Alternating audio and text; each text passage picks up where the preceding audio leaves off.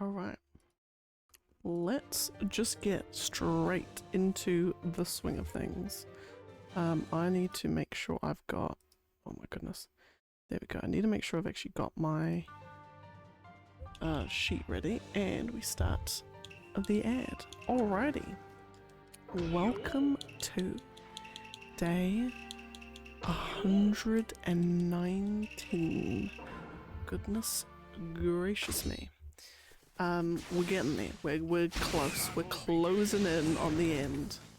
I'm streaming a little bit earlier today, purely because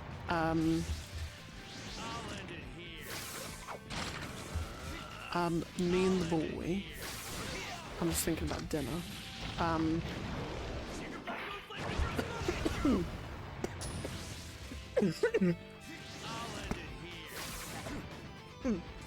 Oh my goodness gracious me. Right. Stream it earlier, just because we're having a steak for dinner. Oh my goodness. Oh, everything was going so swimmingly. And we're having steak for dinner, and it's gonna be at some point, and I don't know when, but I thought I might as well stream now. Just so we can have dinner at the appropriate time. Oh my goodness. I'm so sorry. Oh my goodness, insane fangirl. Yes, we're in the final countdown. We're so close. I can almost taste it. Just like this fabulous hot beverage. Lovely. And yes, I'll try not die. I'm so sorry, I just choked on my water, like literally. First thing I do is start choking on water. But oh my goodness, Bull, welcome, hello. How are you? Streaming a little bit earlier today. Just because I don't know when the boy's wanting dinner, and I don't want to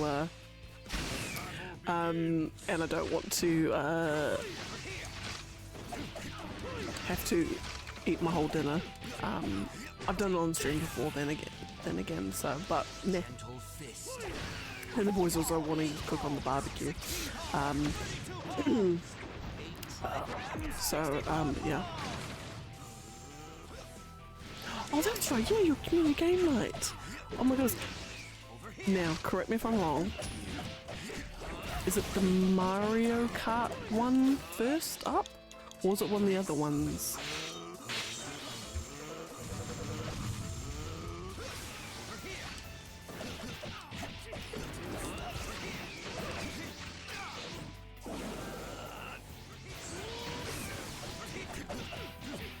And so, we're at 840, technically 838 now.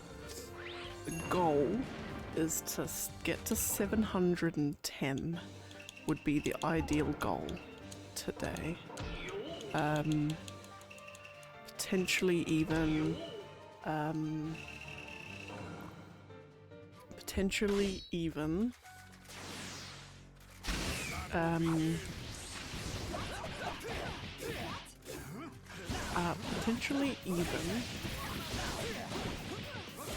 700. But we'll see how we go. See how things are looking.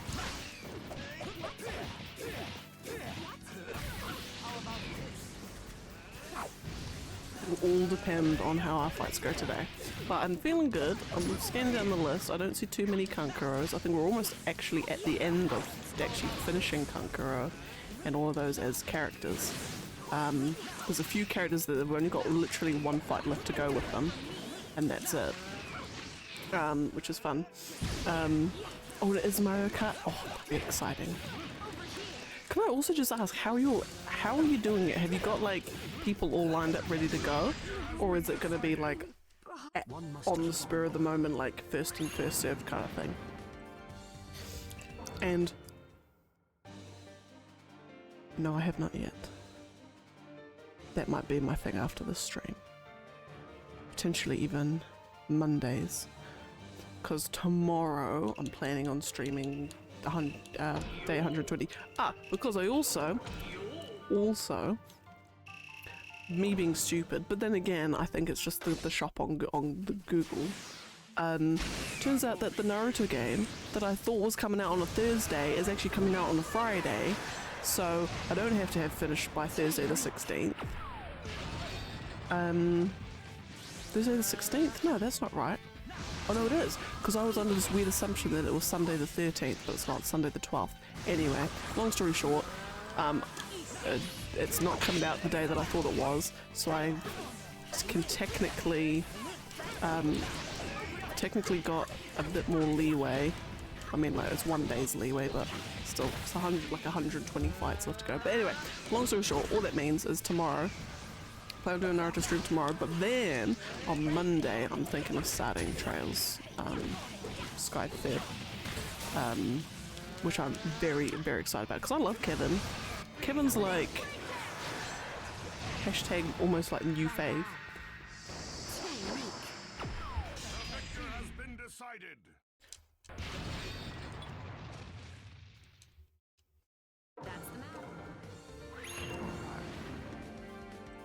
Kazekage and Sasuke last. Lovely. And the beauty is that on the Friday, oh yeah, so we'll be doing probably the last day on Thursday the 16th, and then when this comes out and then when Storm Connections comes out on Friday the 17th, although I've seen when I type it in Google, like release NZ, I've seen like a couple of stores have it down as the Thursday that it's being released, and I'm just like, goodness. And whatchamacallit,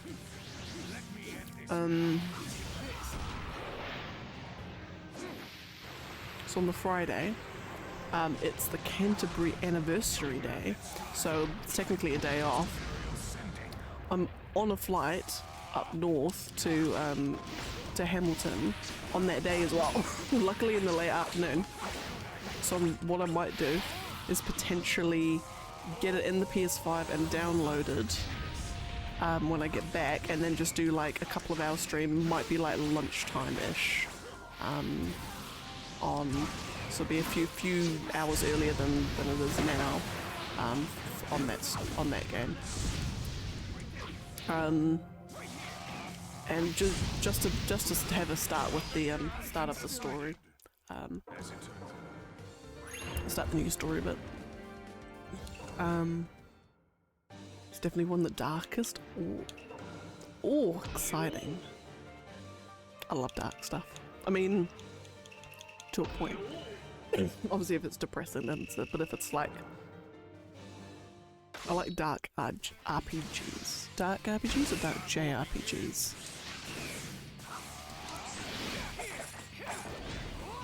When like traditionally lighter RPG franchises have their like dark episode, I do kind of like it. I do like it a lot.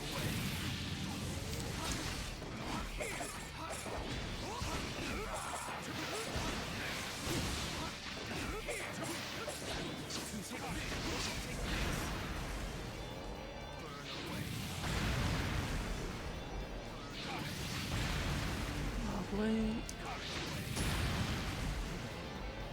And in fact, actually, for some reason that's really ringing a bell in my brain. I feel like within the last like 3 days, I've had a dream where I've been playing like a Trails game, and I'm like, oh my god, this is like the darkest one or something. I feel like that's kind of like stirred something in my brain about like a really dark moment. And I'm just trying to think if it was a dream or not. Because I've got a really bad problem, really horrendous problem. And in fact, I know, I kind of feel like on the more extreme levels, it's actually like something I need to get checked out. But it's like when I remember something, I don't know if I'm remembering a dream or not. Because like I can remember a lot of details from dreams, which is kind of like a blessing and a curse in a way, because then when I'm like, oh, didn't you say that thing? And then they're like, no, what are you on about? Oh, hello. Yeah, they're like, what are you all about? And I'm like, you said that, didn't you? And they're like, nope. And I'm like, must have been in a dream then. But it's like for a lot of stuff. Like when it's like that for a lot of things. Like, ooh, should probably get that checked out. Why is the camera so... Oh no, I'm slouching. I'm just like, why is the camera so low? But I'm like, no, I'm just slouching. Which is probably like stand up, sit up straight for. Yeah. But anywho, what life updates have I got to share? Nothing much. Yesterday I didn't stream, simply because the boy messaged when we were at work and he's like, I am so incredibly ravenously hungry, can we please go to a Korean barbecue place for tea, like straight after work? I'm like, yeah, sure, all good.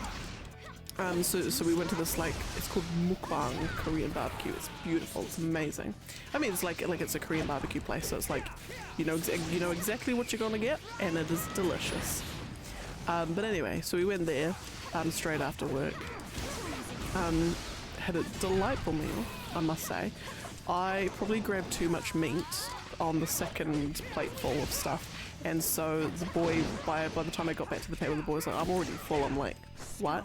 He's like, you're gonna have to eat all that meat by yourself. I'm like, ah, beans. So I managed to do it. Very full though. Incredibly full. But then I also, when the lady came around to ask what drinks we wanted, I was trying to remember the drink that I had when we were there like last time, and I couldn't quite remember if it was a cocktail or a mocktail that I got. On reflection, it was a mocktail. But then she's like, I'm like, oh, it's a cocktail, and then because like I couldn't remember what it was called, she's like, oh, like a soju cocktail. I'm like, yeah, I think that was it. Turns out it wasn't. Because I don't know what soju was at the time, but now I do, and it is a Korean spirit, about like 18% alcohol. Tastes like watered down vodka with some fruity flavour, and I had, good thing I got the 250ml bottle, because my god, if I would have struggled if it was 500ml, but then I had to like drink this whole 250ml of basically light vodka. And let's just say I am the single most lightweight person you'll ever meet in your life, probably because I don't really drink alcohol much. So by the time we got back, I wasn't drunk, but I was tipsy. I was giggly, let's just say. So the boy had to drive home. So I was in no fit state to stream. Actually, would I have been? I'm not sure. I know people do drunk streams. But we're a family channel. It wouldn't be appropriate. And in actuality, I was fine, like 20 minutes later. And the boy went out with some friends last night anyway. But anyway, so this is what we were doing yesterday. And then the day before, me and the boy were, what am I trying to say? Let's just say I was trying to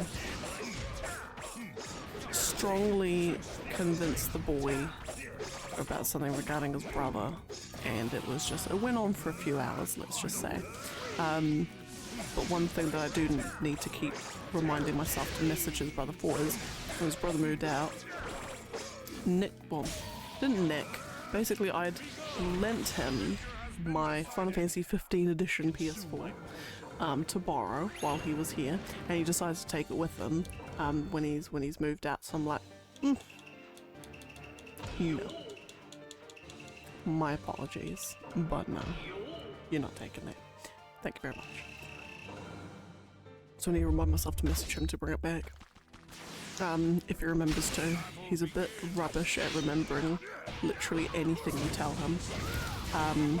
So you've got to keep reminding him about 50 times. But anyway, I will say no more on the matter. It's caused a little bit of heartbreak. Not heartbreak. A little bit of blood, sweat and tears the last few days around it. But anyway, what was I gonna say? Yes. So, so do I need to do catch-ups, I guess? I'm not quite sure. But yeah, so today and tomorrow will be Naruto streams. Monday will be Trails stream.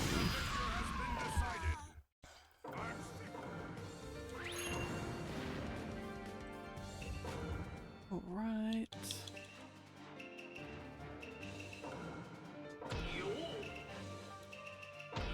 And then, yeah, and that's pretty much... That's the really only main, like, life updates I've got. We just went shopping. The classic case of, like, you go shop... Well, we actually went to a store just to get curtains, and then the boy's like, you know what, we didn't actually properly measure the curtains, so... And he's like, I don't want to spend, like, $100 just to find out we got curtains too big or too small. They're like, fair enough. But then, because it was a homeware store, and I'm like, oh, let's go have a look at some plates, because I need a new ice cream bowl. So I ended up buying an ice cream bowl, 2 smaller bowls of the same design, ended up buying a beer mug for the boy, even though, say beer mug, it's like ginger beer for the boy, and a $30 rice cooker. Went down from $90 to $30. It was an absolute bargain, and because it was a huge sale going on, what would have cost us $130 only cost us $50. It was fabulous. $80 discount. Amazing.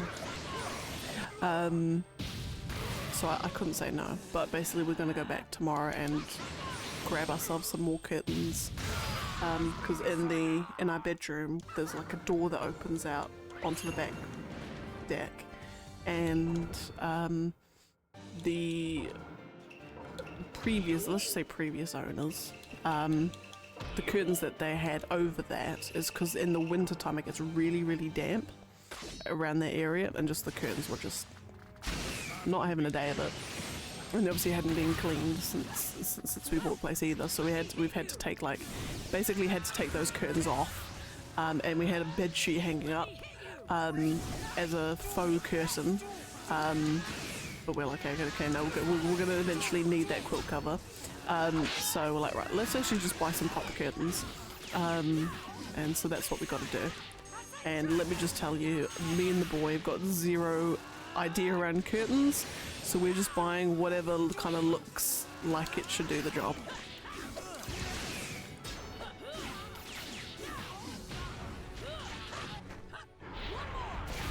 Okay.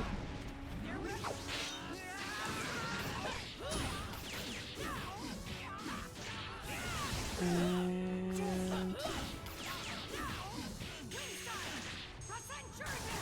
kablam. Oh, damn. That timing. Fabulous. Alright. Okay. All going well so far. I'm just scanning down the list. We've got any... Oh, we've got another Kankuro. Can't see any others. Okay, this might actually be a fast day, I think. Which would be fabulous.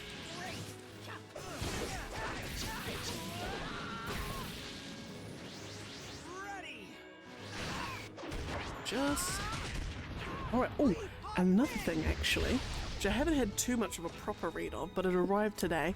Ordered it in February on the on a pre-order print run, and it finally arrived.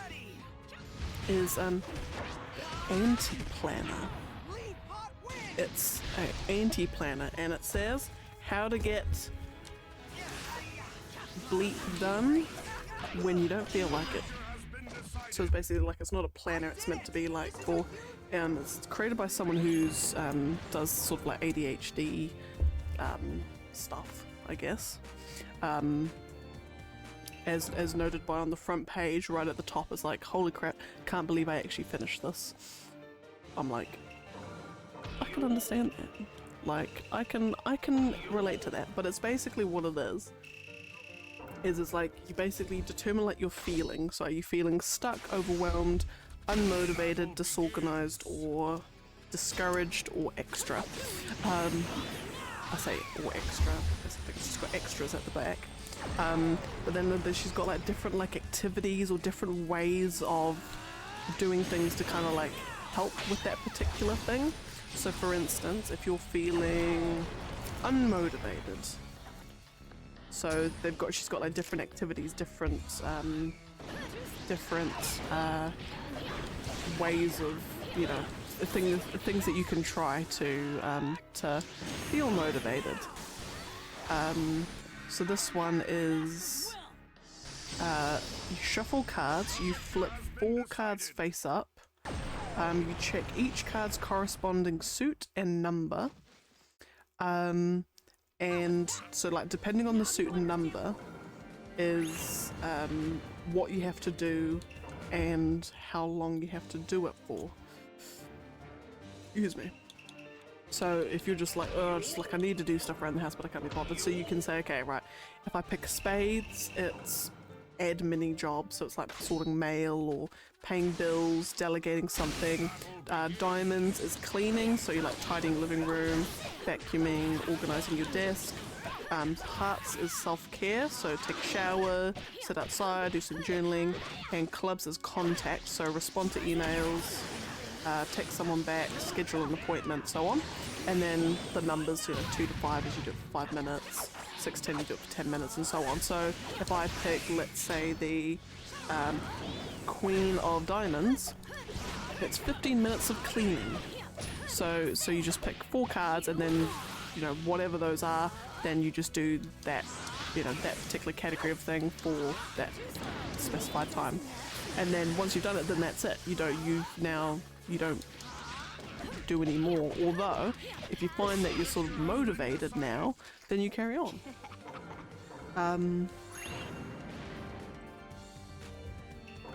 And then this one is getting in the productive mood, so utilizing rituals and sensory cues. So like if you sort of build up a ritual around something, you're more likely to keep it up and do it. And knowing that, I'm like, yep, whenever I go to work and I arrive at work, I have the exact same steps that I do every single day. I arrive at work, I go and put my lunch in the fridge, make myself a cup of tea, and then sit down at my desk. And I will always do it in that order. And it's almost just like instinctive at this point. Like if I do it out of order, it's like I feel weird. So it's like putting a ritual around something, like so when you're getting ready to do the dishes, you wear a particular clothes, you know, a particular jumper, you put a particular song on, and specific tea flavors I only drink while working. So you kind of have like a particular, you build up all these ritualistic elements around the job. So when you know, drinking that sort of tea or whatever, you programmed your brain, to relate it to that particular task. And she even says as an important note, never, and I mean never, use these items for anything other than their intended purpose. Don't wear your get crap done hoodie if you're lounging around or hanging with friends. The reason the technique works isn't because there's some magic that makes folks fear, it's because you're setting a purposeful intention right before you sit down to do something, which means you've already decided you're going to do it. Which is fair. Like if if you've got your creativity hoodie, you don't ever wear your creativity hoodie for anything other than your don't wear your creativity hoodie for anything other than creativity stuff. Oh my goodness. Scythes, hello, what is up with you? I hope you're doing well. You just caught me in the middle of giving some productivity tips from my new anti-planner thing that I bought, which is fabulous because I desperately need it. I desperately need productivity tips and how to get stuff done when I don't feel like it, because my motivation is extremely sporadic and I can't trust myself to keep to schedules or anything like that, which makes things incredibly difficult when you're in a job where you kind of need to get stuff done with a quickness. So it's an extremely stressful job as a result, which I've told my boss, and she's like, I don't, oh my goodness, like because she's technically a part owner of the business as well, and she's like, oh my god, like I don't want this job to be stressful. I'm like, it is, and it will never not be, and that's not because you created a bad workplace, it's just because I'm the kind of person that is just incredibly stressed out by this kind of stuff, so don't worry, it's fine. Yeah, so this, even though I don't believe I've got ADHD, I've got, have commonalities, I guess, with it, but it's not to the extreme level that that ADHD people feel. But that all being said, I think just trying to get stuff done is incredibly difficult, which is why I think the tips in here should help. So I'm very excited. And there's one, oh my goodness, there was one that I'm like, oh my god, I'm definitely actually totally going to try and do this with the boy. So I'm going to see if I can try and find it. I think it was in the disorganized category. It was when like cleaning stuff, because trying to clean the house is just unbelievable. But there was one and I'm like, whoa, actually no, there was two even. Two things. So they say design your environment. So when you notice that things are happening where like all your clothes are always like piled up on the floor, and like dirty towels always on the bathroom floor, pots and pans are always piled on top of each other, keys and wallets always go missing, you've got piles of dirty coffee mugs and moldy coffee mugs all over your desk. So they say rather than beat yourself up about, oh my god, like I've got to stop being so lazy and just take them out, they say no, design your environment so it makes it super easy, and so it makes it like really easy to not have a pile. So for instance,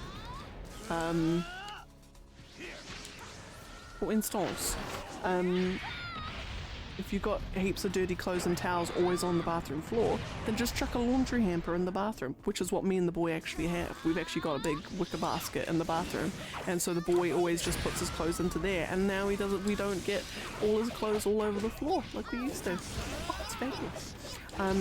If you've got pots and pans boys piled up on top of each other in the cabinets, then just chuck some rods and hooks and hang the pots on the wall. This is if you've always got piles of dirty and moldy coffee mugs, only allow yourself to have one mug, and that's it, and then you just put all the rest into storage.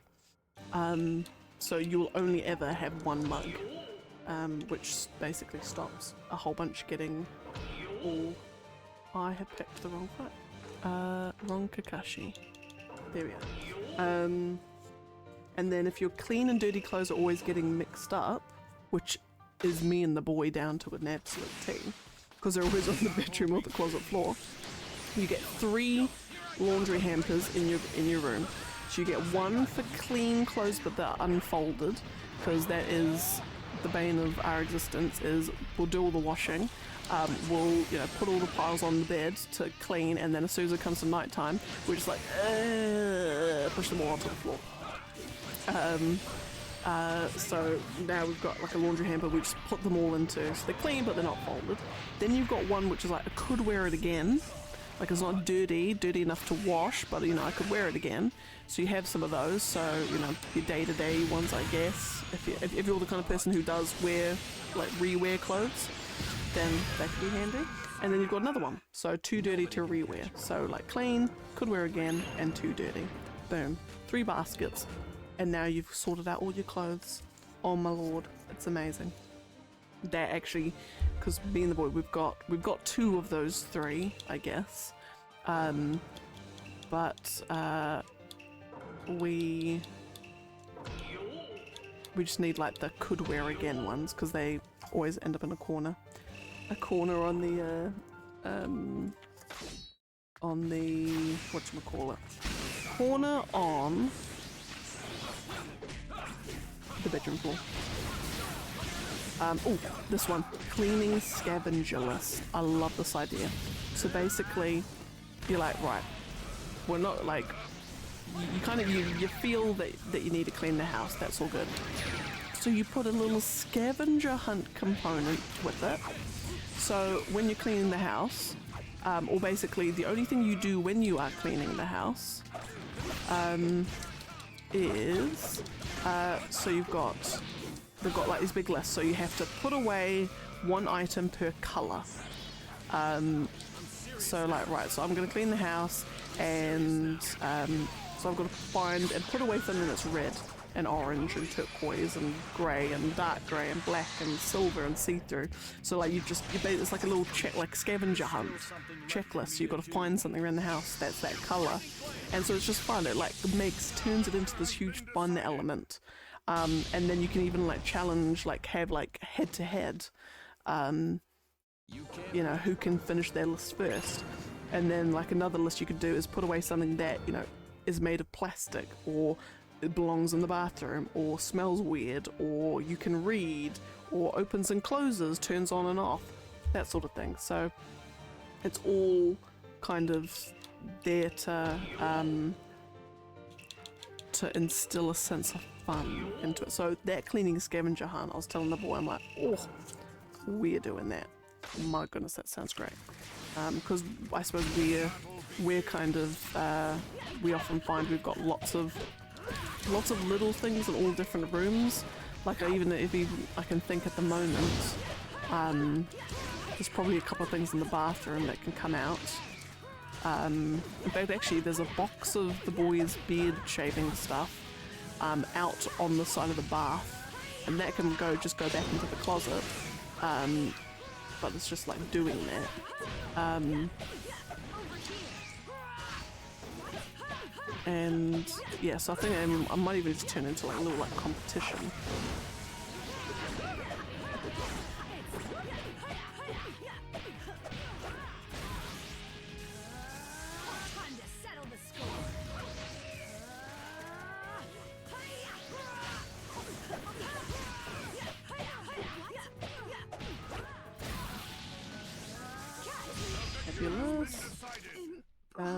What else have we got?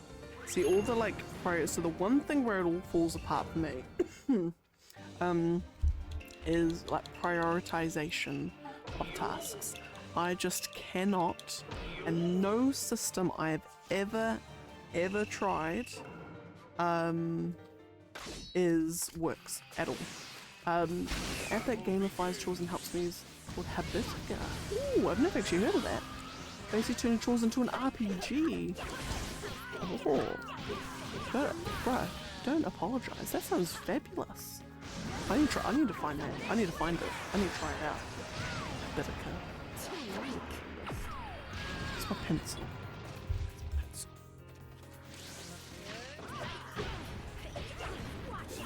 I've got my little sticky notes.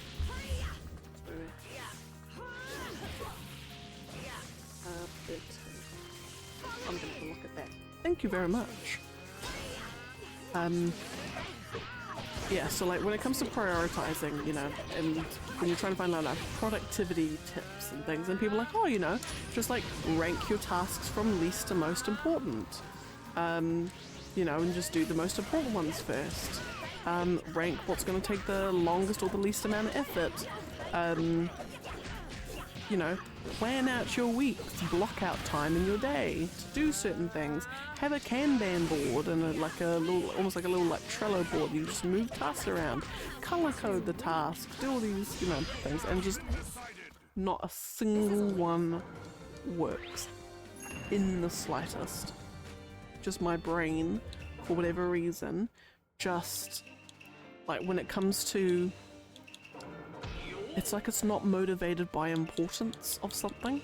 Like it's only when like there's a hardcore deadline in the next 30 minutes, then I'm like, oh, let's kick into like 25th gear and let's just, you know, 11th hour superpower it, and we go like full blast. But other than that, there's like nothing.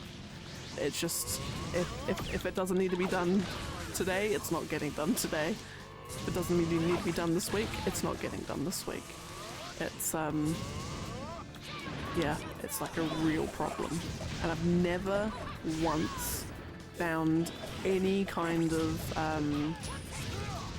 I've never once found any kind of system that's worked. Even like ones that you would like, even ones that work for like people with ADHD or so on. Like the Pomodoro technique where you work for, I think like you work for 45 minutes and you take a 5-minute break, or you work for 50 minutes and take a 10-minute break, something like that anyway. No, it doesn't work because that 10-minute break won't be a thing. Like it will be, I'll work for 50 minutes and that's it. I don't take a 10-minute break, I take a 20-hour break. So that like doesn't work.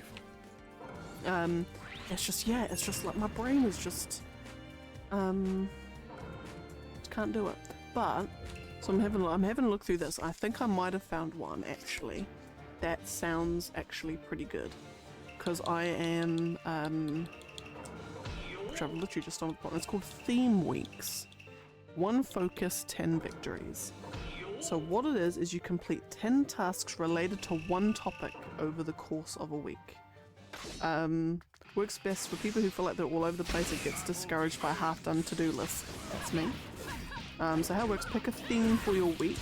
So examples could be emails, scheduling, chores, admin, finances.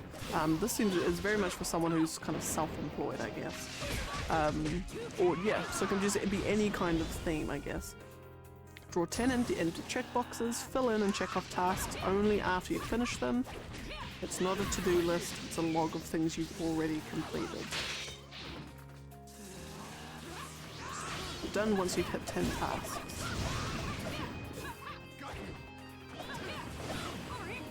Oh, I see. So you only write down a task when you've finished it. Do not write anything in advance. So like, you could say, oh, okay. So like, let's say this week is stream setup week. So that's I don't know, stream overlays week, stream emotes week.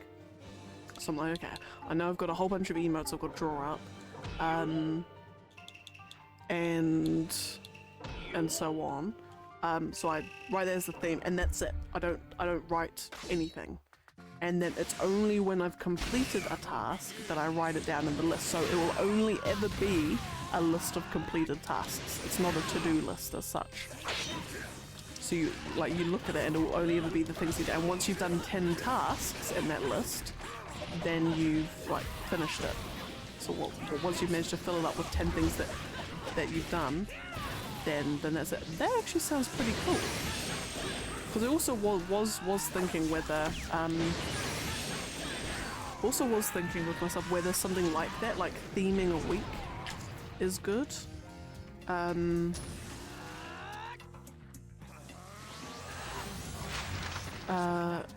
Whether that's my problem. But it's also kind of exciting because I'm like, okay, we know it's sorting out or organizing the kitchen week. But that's it, like once that week's over, then it doesn't have to be organising the kitchen week again. And it probably can be. But yeah, I love it. I love that idea. I might actually try that. But yeah, long story short, my boss actually asked, because I told her I bought it, she actually asked if I could bring it to work and show her as well. But yeah, anti-planner. I'm very excited.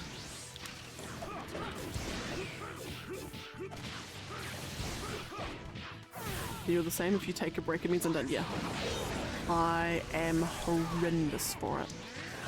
It's almost like my brain is like trying to find any excuse it can to like take a break from things. It's like once I start, I can't let myself stop until it's done. And then my brain will be finding any distraction it can, and it's just a nightmare.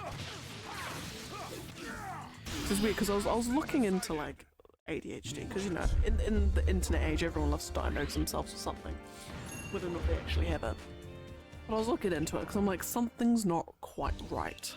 Like, why do I struggle so much with distractions? It's distractions, it's like important things doesn't even faze me. Like, when I went to uni, on the second year, because I wasn't staying in the student dorms, I had to find a place, obviously. I found a place literally 2 days before my first class started. Like, my mum was getting stressed out. She's like, we need to find you a place, like, now. And it was just like, the sense of urgency of, oh, I better find a place before I go. It's like, it just didn't push, like, anything in my brain to, like, speed up. But, like, if there's something that, it's like the novelty of something will motivate me rather than the importance of it. It's very much, my brain will only do what it wants to do at that time. But anyway, long story short, I was having a look into, I was listening to some, like, 2-hour seminars for people who help treat ADHD. And basically, yeah, it's like at the nervous system level, like it's like a complete rewiring of, like, the nervous system. Like, neurotypicals have a importance-based nervous system where you're motivated by the importance and urgency of a task. So if there's important things to get done, you'll get them done. Whereas people with ADHD just don't have it. Like, the importance of something just is not a motivating factor at all. And I'm like, oh, that's like me. But then there's some other things, there's other bits around it as well that I'm like, yeah, no, that's not me.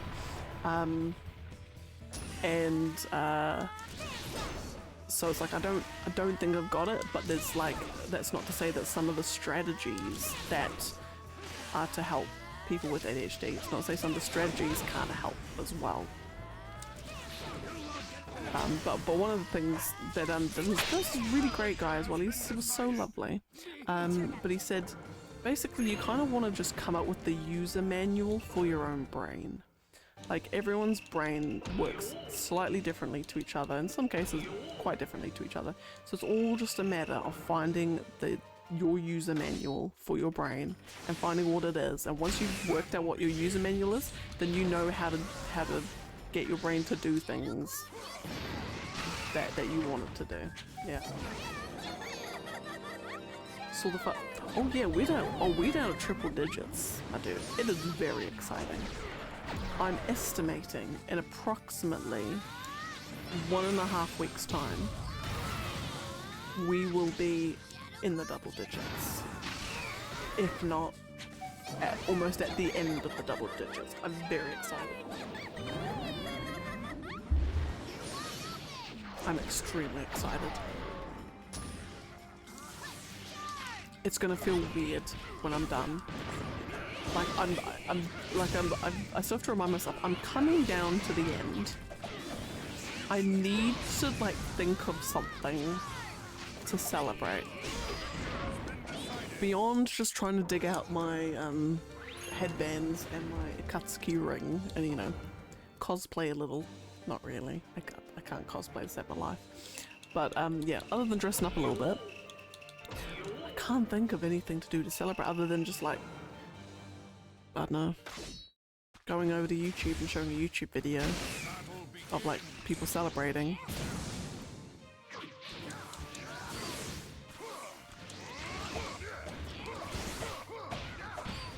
It'll be exciting. And it'll kind of be, it'll be like one of those things. It's like, you know, when you've finally achieved your life's purpose, and it's like, now what?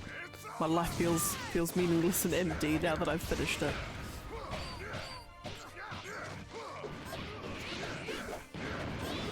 But then actually, it means I'm one step closer to showing the world the beauty of the PS2 era Naruto games, because I want to play a lot of those.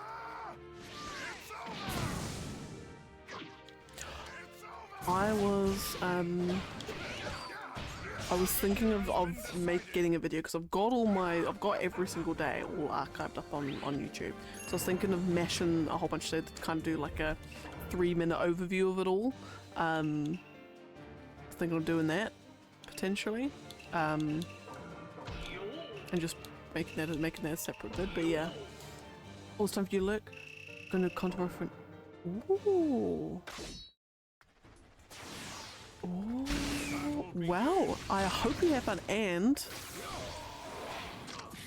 you've done the Lord's work getting a non-gamer into Baldur's Gate 3. Good job.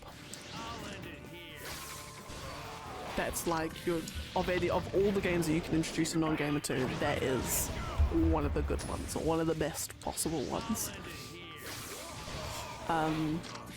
So no, lurk away indeed, my friend. I hope the con goes fabulous, and there's like lots of cool little stuff. And it's been good to see you. It's been good to have you. I hope everything is well in your newlywed life as a hubby. But no, take care. I will see you next time.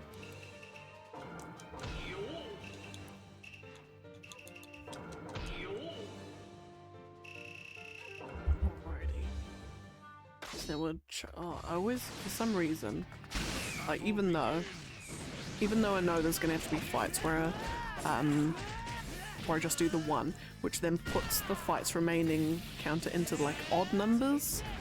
It's like something inside me doesn't like odd numbers there, but I know they'll have to be there at some point.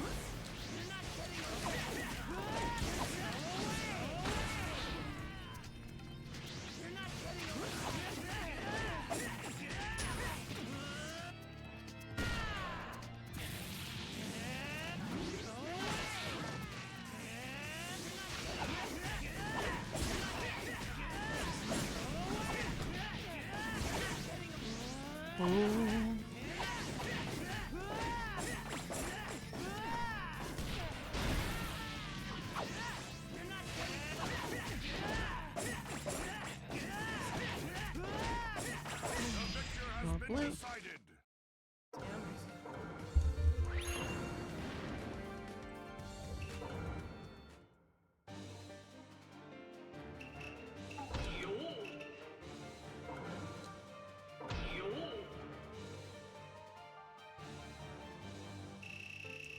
I just completely blanked out just there.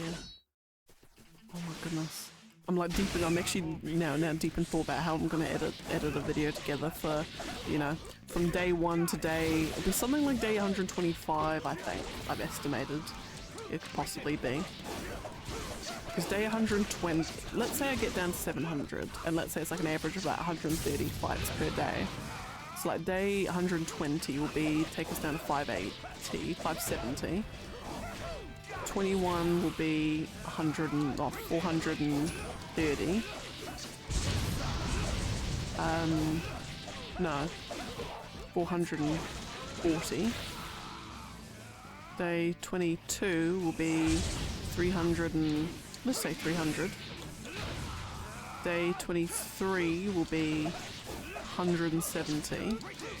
Day 24 will then be like, I can actually probably do a little bit less, so it'll either be 124 or 125 days, depending on how much I do. It'll probably be 125. There'll be a few days where I don't do 130, be like 110 or something. But still, it's just exciting. It's exciting that we're just getting so close to the end.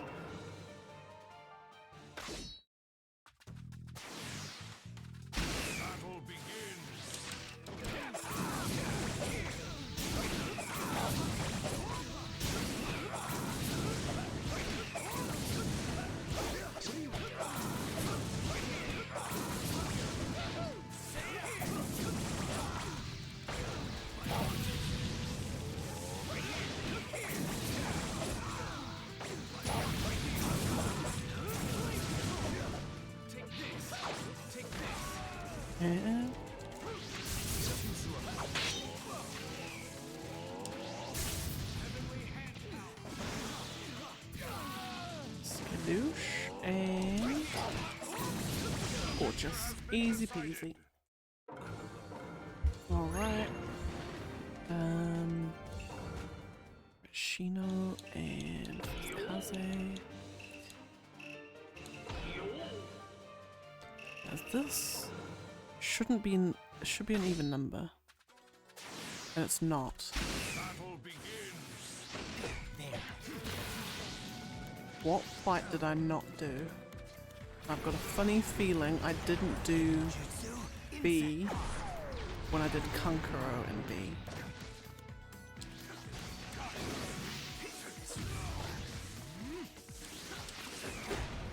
So what's this? 38. 37, 38.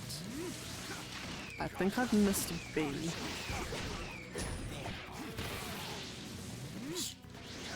Which ones did I not do?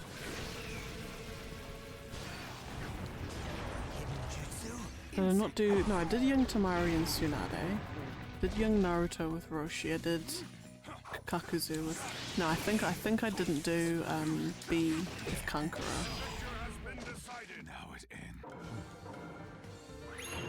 That's why I missed, because I should be. I need to be on. Like these fights should be even numbers. Sorry, odd numbers. And they're on even at the moment. Battle begins.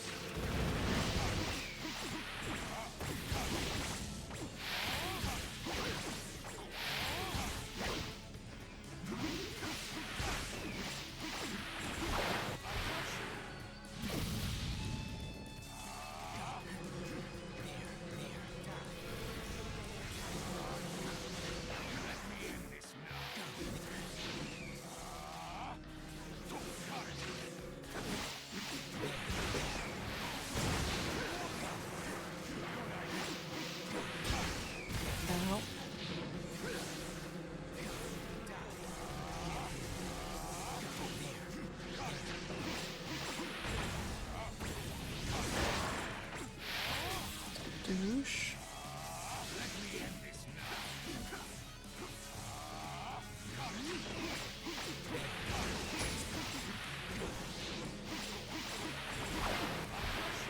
Okay, right, we're good.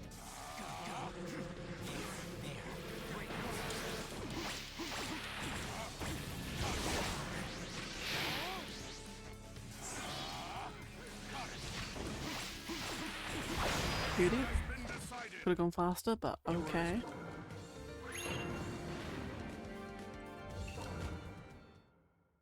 Right, here we go. Oh my goodness. B. I don't think we didn't do B in Kankuro. I believe we didn't do this fight. I could be horrendously wrong. I've just doubled up, but that's fine. Battle begins.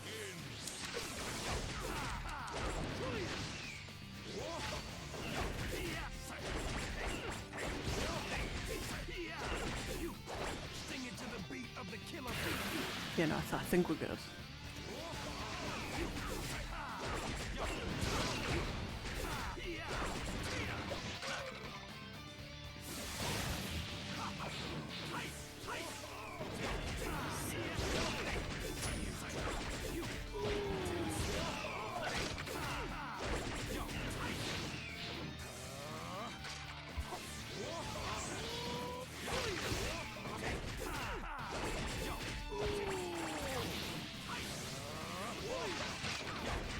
Beauty. Okie dokie. Wait, what was that? Oh my goodness! I've got a present in my cup of tea. A piece of penne pasta that I dropped in there. Half cooked. Tastes like tea. And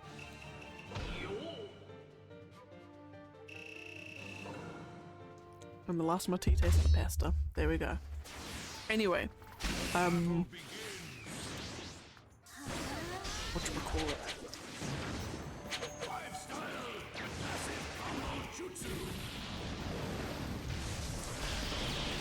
Lovely jubbly.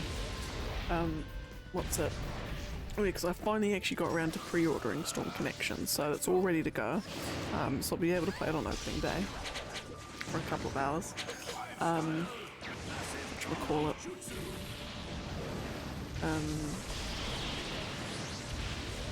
Excuse me. But I need to think of need to get more games. I'm actually finally managing to get through my backlog. Like I'm getting through Final Fantasy IV the after years at the moment. And once I get through that and Trails the third, I'm actually down to like 13 games left, which was at like 25, 26 at the start of the year. So now I'm actually, by not buying, funnily enough, by not buying games, I'm actually getting through the ones that I've always had. It's lovely. But yeah. Ashley, welcome in. How are you doing? How are things? Whereabouts are you up to in Naruto? In fact, actually, if you've watched any, like, even if you've watched like 5 episodes, you will have met, for the first time in Naruto Shippuden, you will have met the fabulous Sasuke.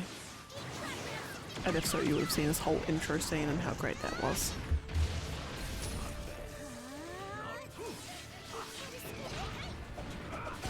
Literally.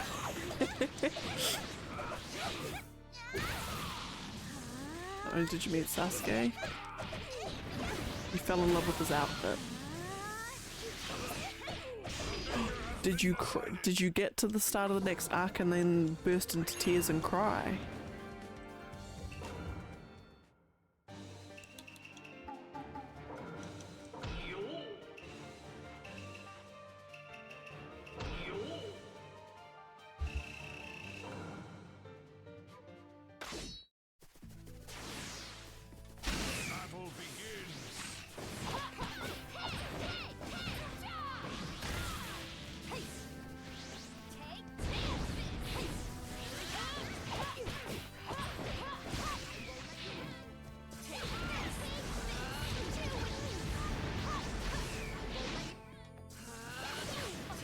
Oh my goodness, you did get it far. How did you find that whole, did you find that whole, in fact the whole arc?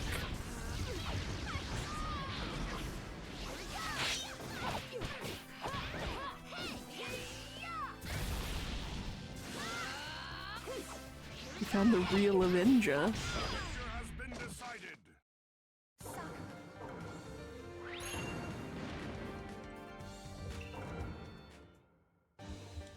What's the real Avenger? So I'm probably being very stupid.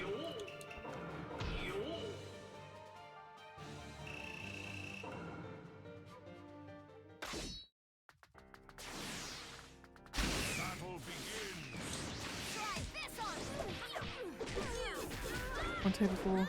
Oh, you did watch the Three Tails filler arc. I was wondering if you did. Gurren and her like crystal style thing. I freaking want that so bad.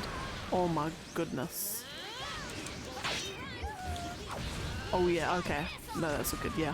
No, the Hidan fight is really good. Like that's just, it was incredible. That, it's just like the amazing thing with Shikamaru, and I just absolutely love the fights with him in, is just like the whole time he was luring Hidan over to that spot. The whole time.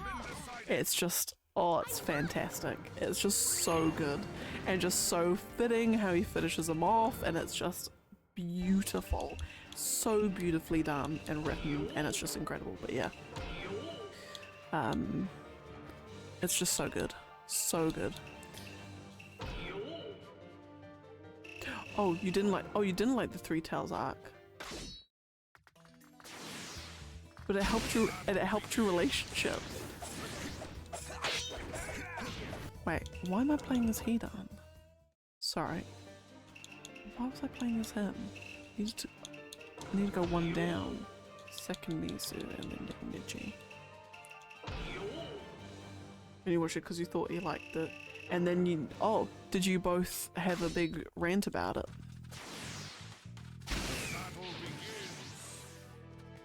Because the Three Tails fill arc had good and bad stuff. Good in, I love her crystal stuff.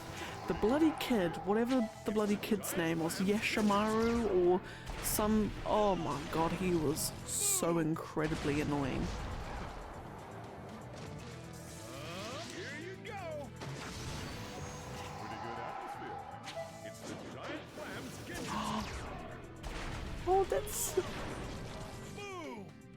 Because I only watched it Oh my god, that's so cute!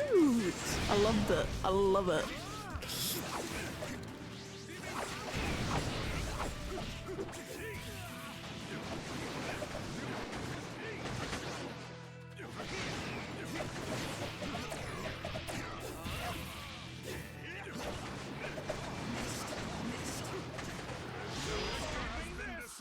Let's skip it until this opens, yeah.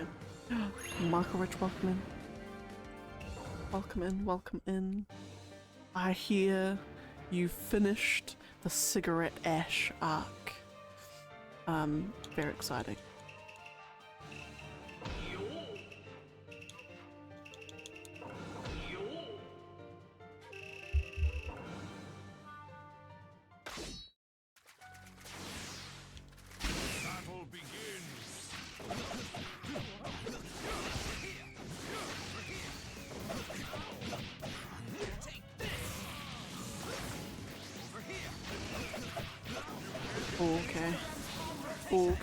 Okay.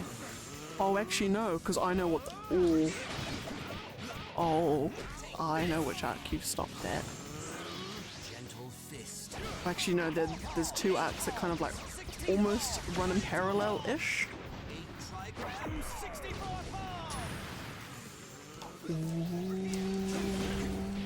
Ooh, yeah.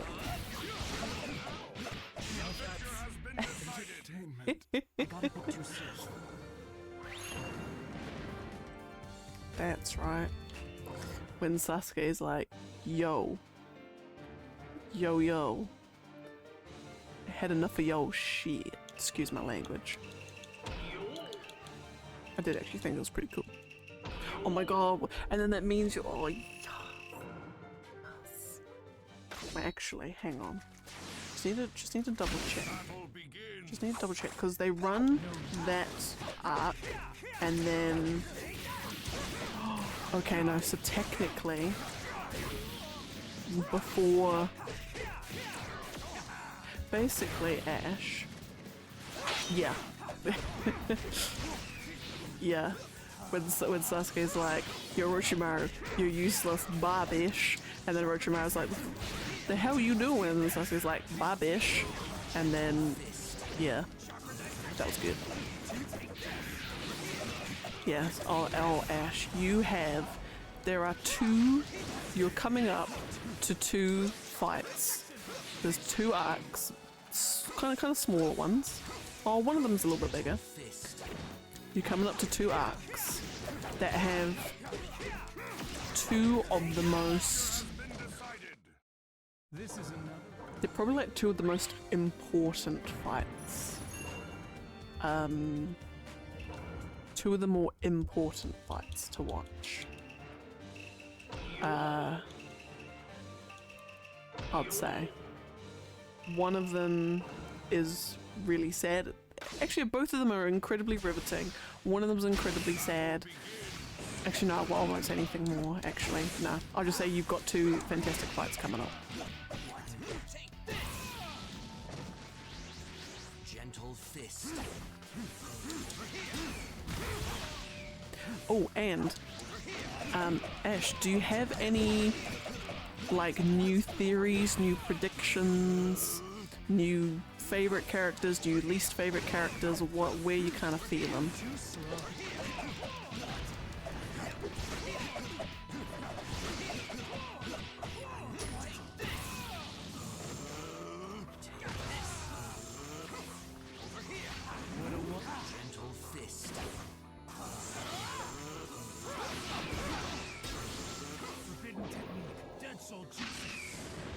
Gentle fist. 16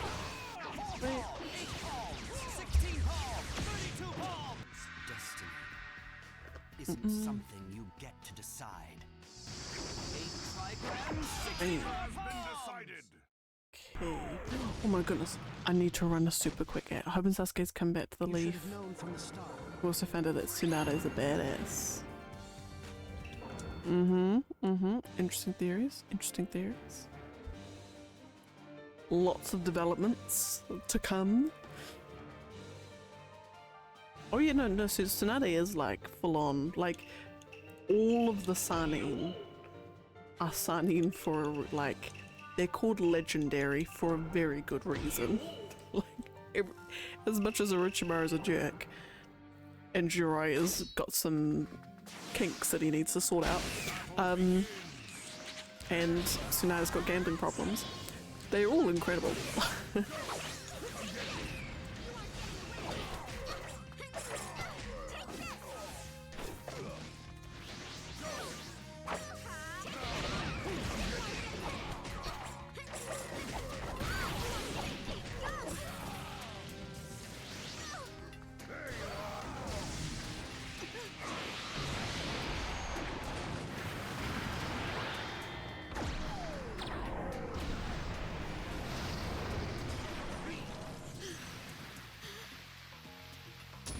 Oh, and Ash, what did you think, speaking of Sasuke,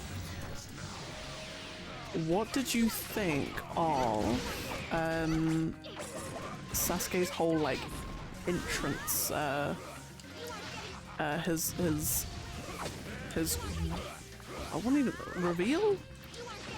His first appearance scene, when they appear, because oh, do I? Oh, I think we gave that one away. I do have the original Shonen Jump manga of that particular scene. I'm gonna do Fireball.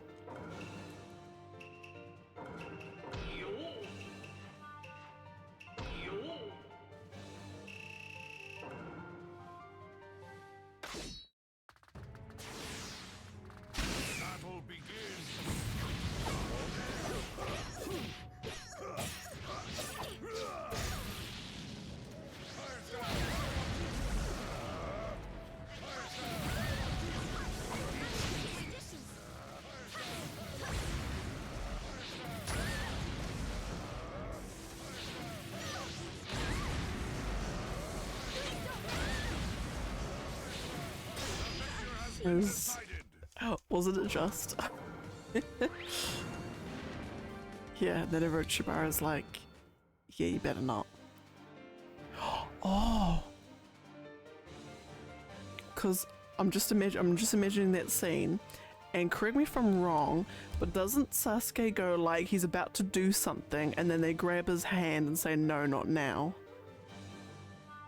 Doesn't that happen? I'm pretty sure it does. That he's like, he jumps back up to the top and he's like, oh, I'm just gonna like do something, and then yeah, like Orochimaru or Kabuto like grabs his arm and says, not now. Oh, that's right, pretty sure that happens. Yes, remember it, and remember it well. It's so good. It's so good. But no, yeah, remember it. It will happen soon.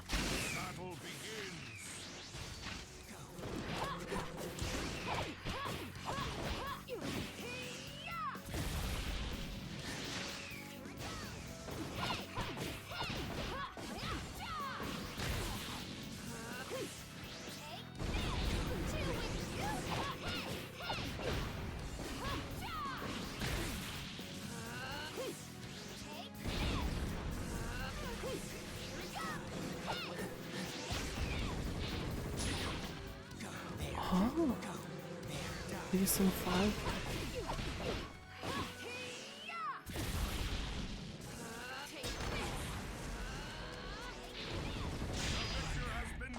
I'm gonna try and be vague, as vague as I possibly can, but I'm gonna but would that moment be? I mean, very tactical how I say this. Someone like walks around a lot slower than they used to, and just like someone's a bit depressed. Is it that bit?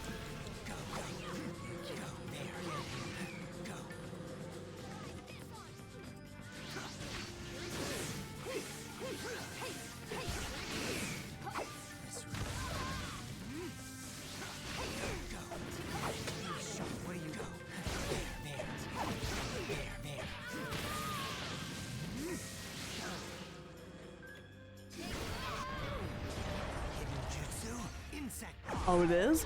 Okay, yeah. Okay, cool. It is the bit I'm talking about. And that's actually a really good example. Like, actually a really good example.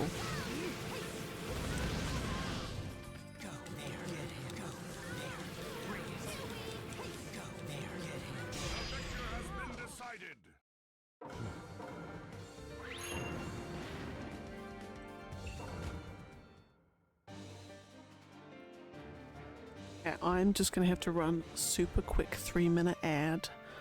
I will be back for those it applies to. For the rest of y'all, we carry on. We continue, we carry on, we get fights done. Ooh, used inside out. Battle begins.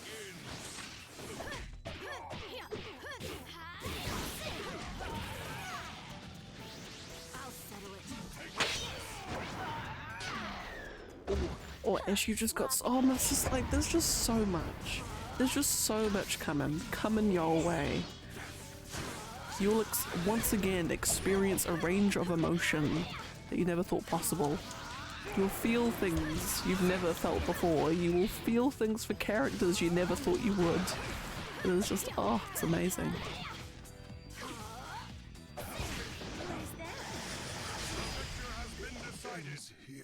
So,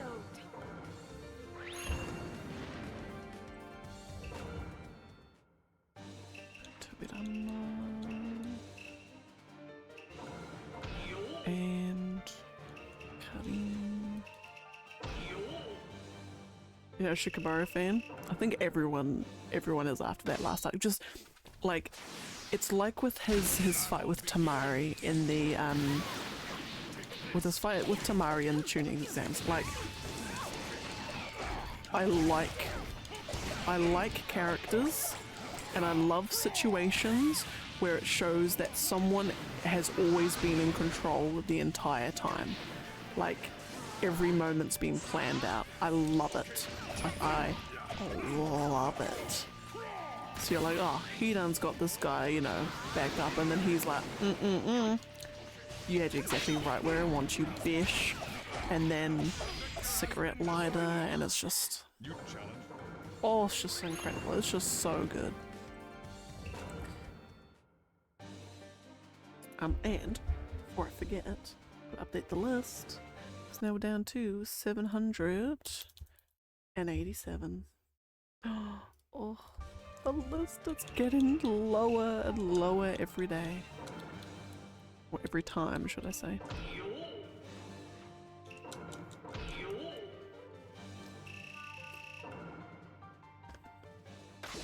Like, I do feel, like, part of me feels that would it have been more impactful had it been Ino, Shikamaru, and Choji collectively, like, defeat Hidan and Kakuzu, rather than have Naruto come in and Deus Ex Machina on Kakuzu. And like, would it have been better, like, because, you know, Asuma's all of their sensei, not just Shikamaru's, but obviously it's weird, because it's like, on one hand, you know, obviously his relationship with Shikamaru's are, you know, they set that up really well,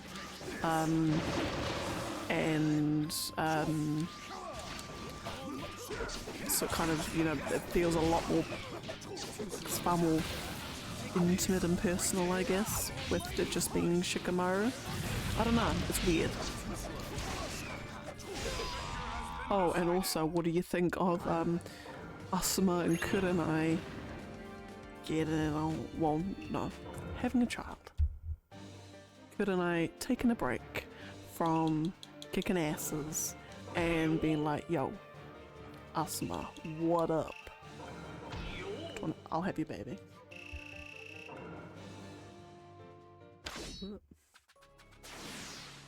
Battle begins.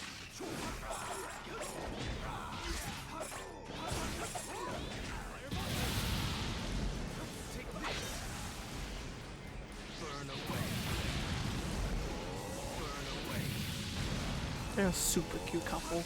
And because I love Kurenai as well, like, it was weird because I'm like, oh, like, I loved Kurenai as a sensei and like all her like genjutsu stuff, and she had a cool outfit and everything.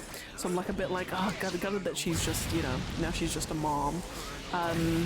But yeah, no, her and Asuma, it would be so cool, like in like a what if universe where like her and Asuma do like team up fights with people. Like that would look sick. What like their combo moves would be.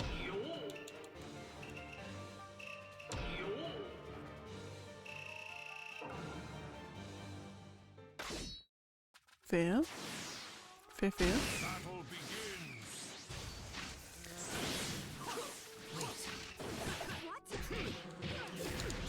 I'm just starting to come up a bit needy. Oh, I think I've already said, and I tell everyone who, regardless of whether they want to know or not, I despise Kabuto as a character. You think he's needy? Oh, he just goes full on just like, this guy needs to chill hard. He needs to just feel the touch of a woman, I think, or man. Either or, he just needs to feel the touch of somebody and just go, I don't know, go to the supermarket, bruh, get some ice cream, find a good movie to watch, just chill, and just bring it down from 12, I think. Just need to bring it just a touch down. You're going a bit too hungry. You know, there's fans of people. You know, you can be like a fan and a stan of someone. What Kabuto does is like,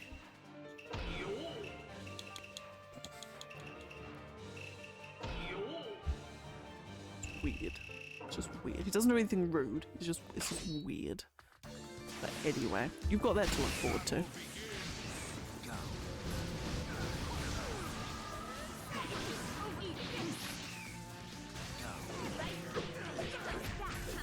If I, like in my perfect universe, Sasuke would have killed Kabuto as well.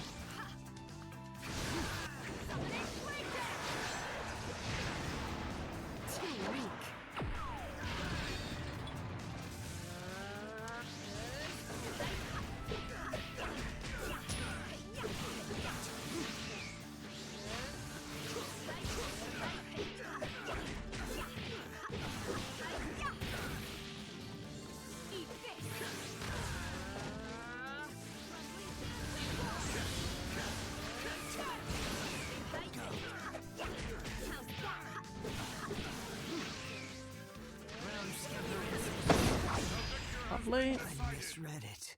Don't do anything.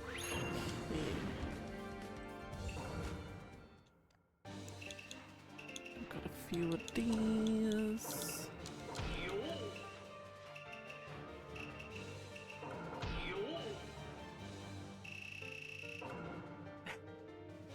That's right. She was saying, yeah, yeah, like I only watched it because I thought you want to watch it. Well, I only watched it because I thought you wanted to watch it. It's like, let's just give up together. But no, fair enough. I'll send to Ash. The only thing I like about that arc is Guden's crystal cool pink flowery stuff. Other than that, don't particularly care. And the kid just annoyed me. I've got just a personal vendetta against like kids with high-pitched voices and are just constantly whingy.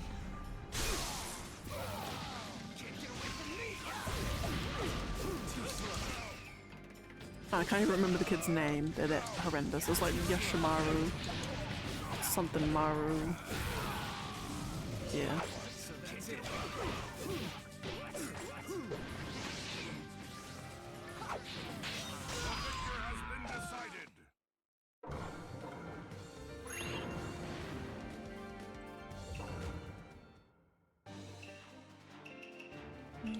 Sasuke.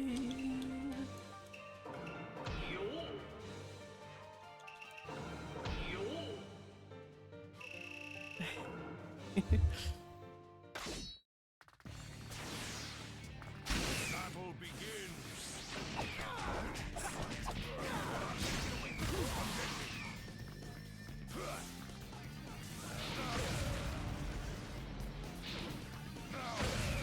goodness.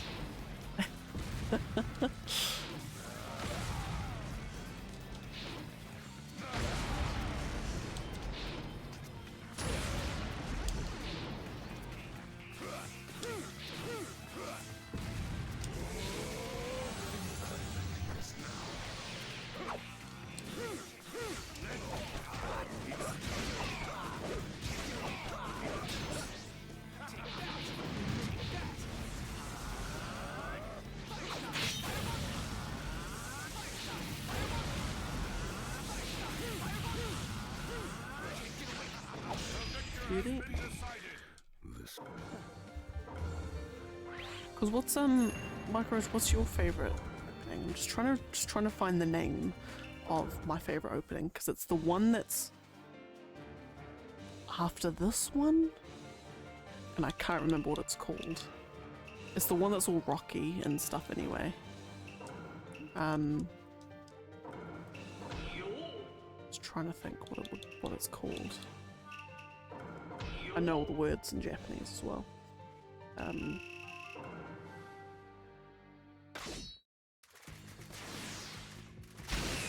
begins.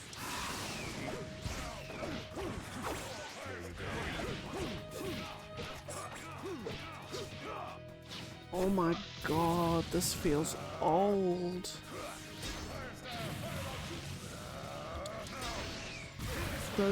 So the Shippuden episodes, so I've just seen a video on YouTube of like that You Are My Friend opening.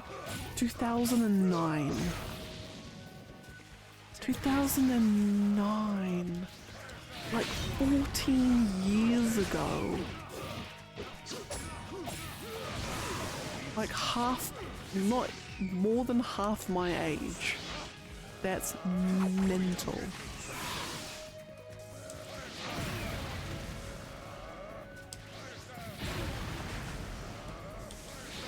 That's how old this thing is. Oh my god. Anyway, I need to try and find out what this...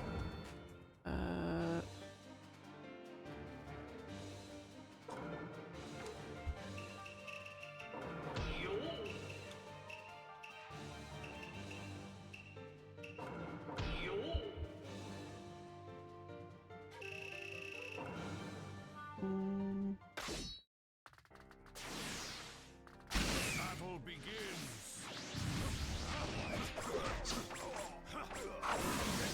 There you are.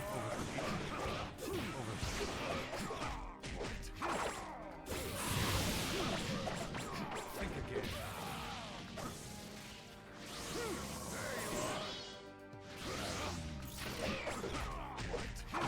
It's called Sign.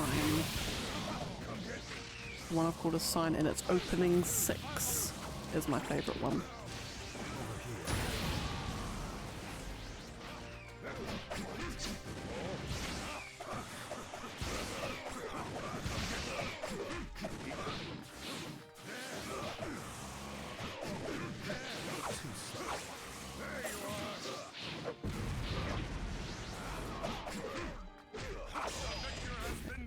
Which one's opening 4 again? Run and cling to life. Oh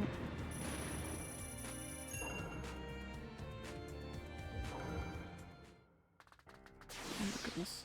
Battle be Oh! Opening 4, yes, that's actually my second. And again, I know all the lyrics to that one as well.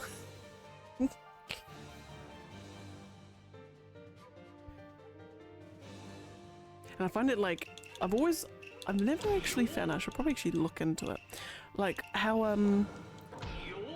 on some Japanese songs, where like they'll have the random lines of English. I've always found it strange, like why, whether there's like a reason that sort of thing happens. But it's just like, it's Japanese all through the courses, or sort of courses, verses, and then,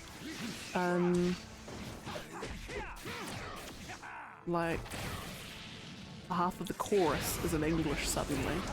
Yeah, but no, that is that one, and opening 6 and 4 are my two favorites. And then the, oh my goodness, I'm just trying to think which one from the OG Naruto. I think it's opening 1 or 2, I think, from part 1. This was my third favourite. Maybe even be opening, yeah, can't remember.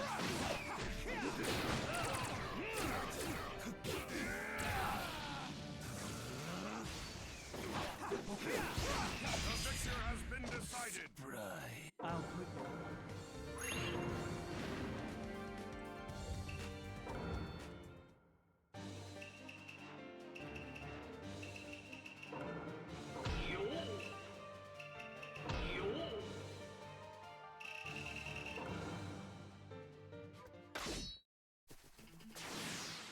Battle begins. Here I go. Water style. Super water shock bomb jutsu.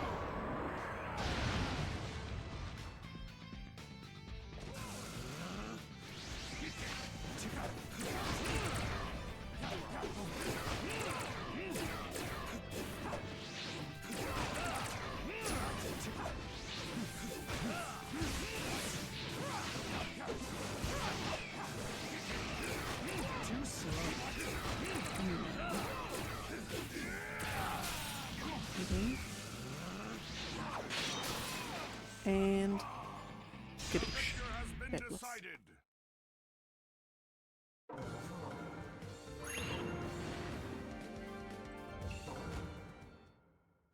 Kisame and Rin and Sue.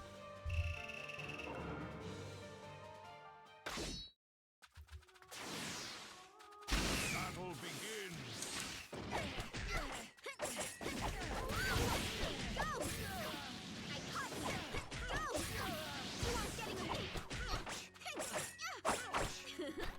How's that?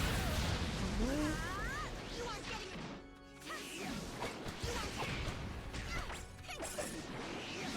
Don't miss. You aren't getting away. Take this.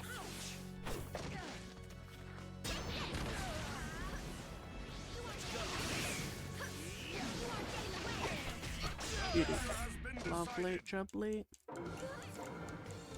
Things, I'm scrolling down the list and this is where it's all going to fall apart time-wise. I've got Kankaros, I've got Ithacathas. God, I think is there a young Choji in there? Let's see. No, just more Kankaros. We should be. Battle begins. Let's go. Over there. Let's go. Over there. Let's go.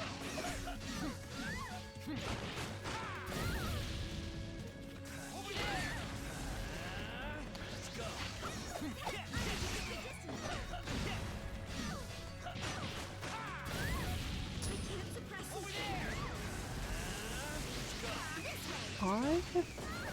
Hang on, I just need to check my numbering system on here because I feel I've missed out.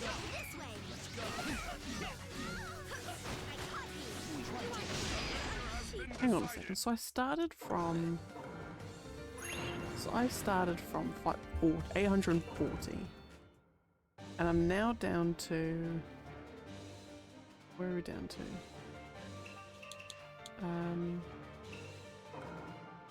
This is gonna last, and completely lost my place now.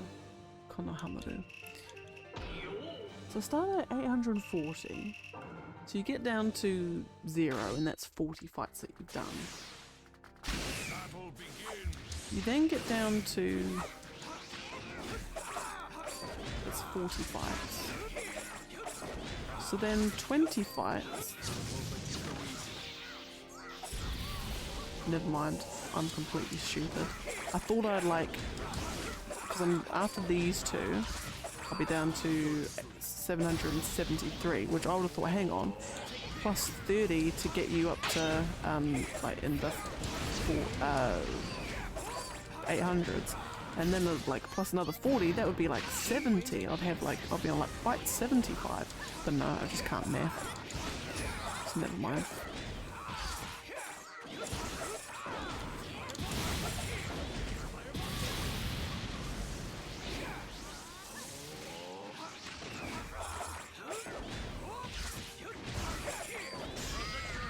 Decided. I'm still. Basically, I'm still on pace for finishing on time. Favorite emoji's opening 6. I need to find out which opening it is. It's the one that's like got like 0 lyrics to it. Shadow Clone Jutsu! Shadow Clone Right there.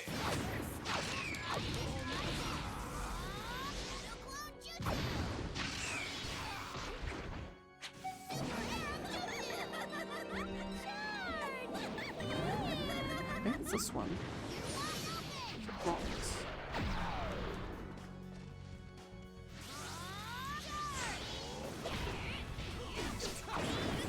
Too slow.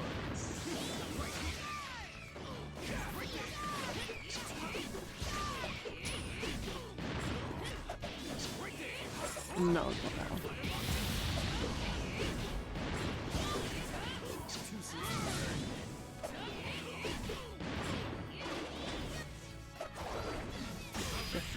Decided. Where is it? Oh, it is definitely not that one.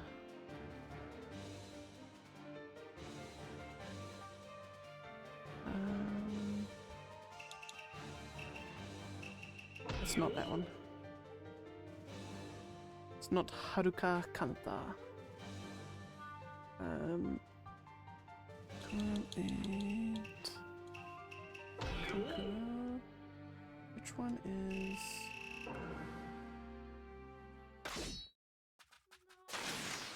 Open 3. Here I come! Your medicine will be scrapped. I think it's that one. Here I come! I think it's this one. How foolish. Here I come! Now you disappear. No, it's definitely not that one. Here I come! Here I come! How foolish. Disappear. Here I come!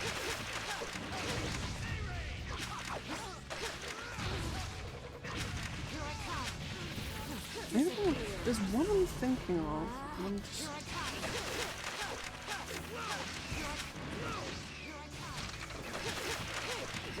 And it might not actually be an opening, it might actually be a For credits. the future everyone wants. I'll fight on.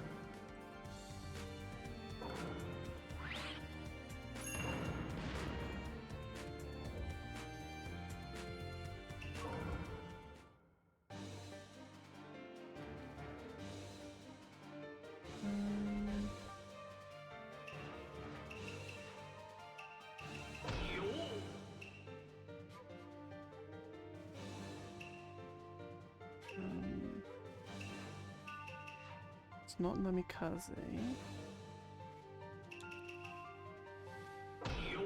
It's not that one. Yura Yura. No, it's not that one.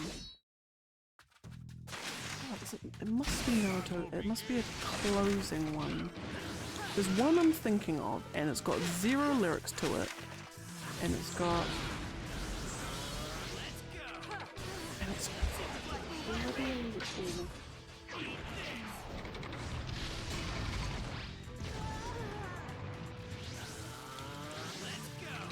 Too slow.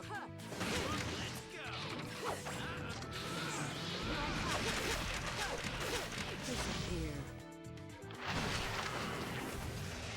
Shikigami dance.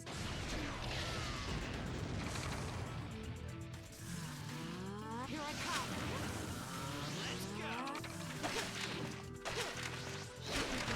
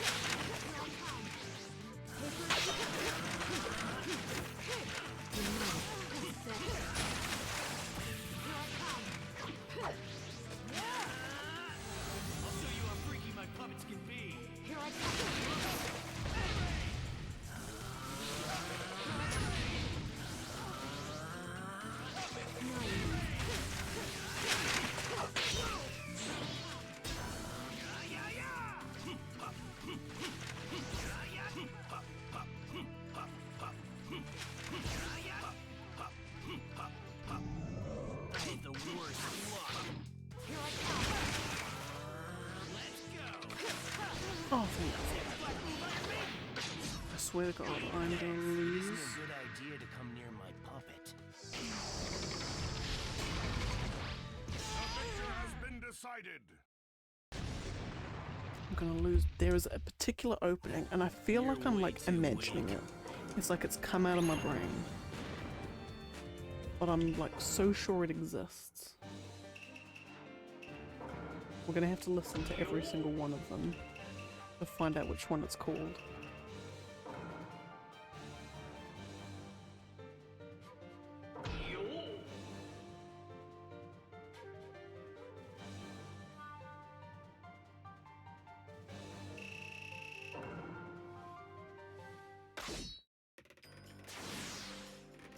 Battle begins.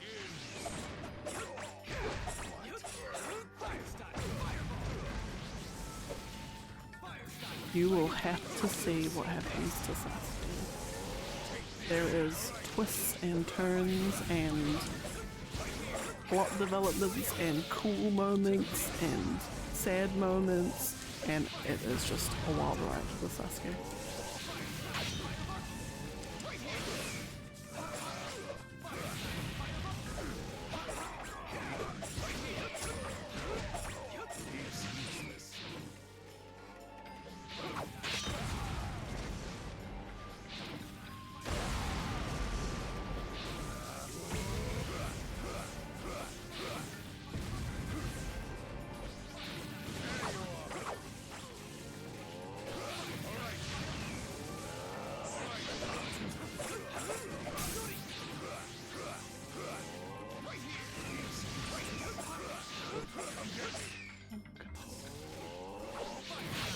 Has been decided. Hey, that is all good. It is the Lord's work to watch Naruto. If anything, I'm just glad you're watching Naruto. And Michael is glad you're watching Naruto. It is just that you can finally, like, you can join us on the journey. Battle begins.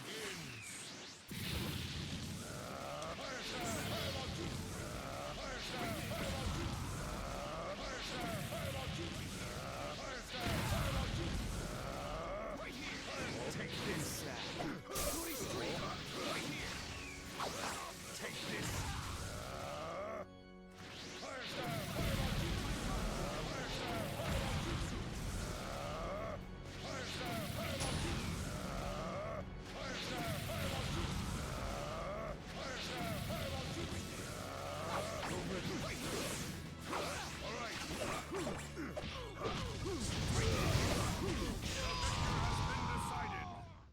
So that's your full power. How very disappointing.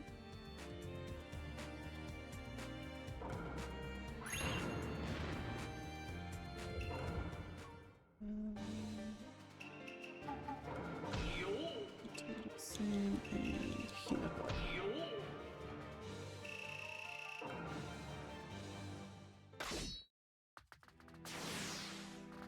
Battle begins.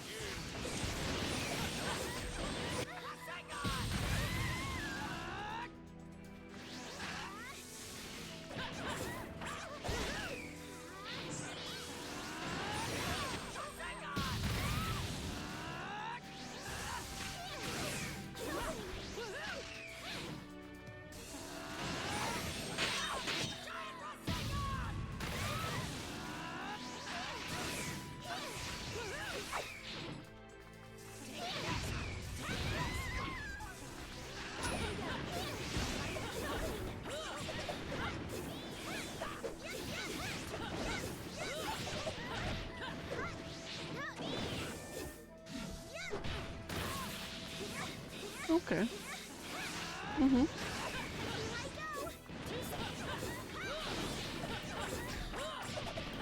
Yeah, kind of does make sense having, you know, the leader of the Akatsuki being, you know, final boss.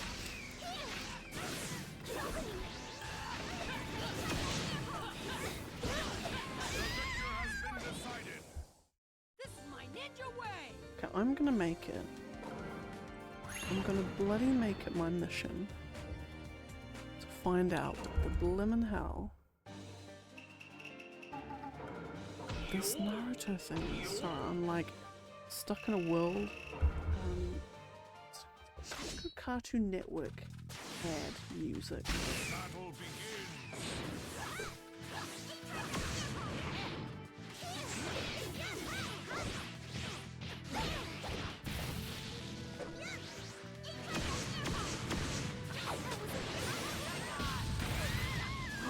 It was, oh my god. So Cartoon Network must have, so I only watch Naruto on Cartoon Network. It looks like Cartoon Network had their own opening for Naruto. It was only like 30 seconds long. It wasn't like any of the proper openings. And that's where it was. It's the Cartoon Network opening for Naruto that I keep trying to find.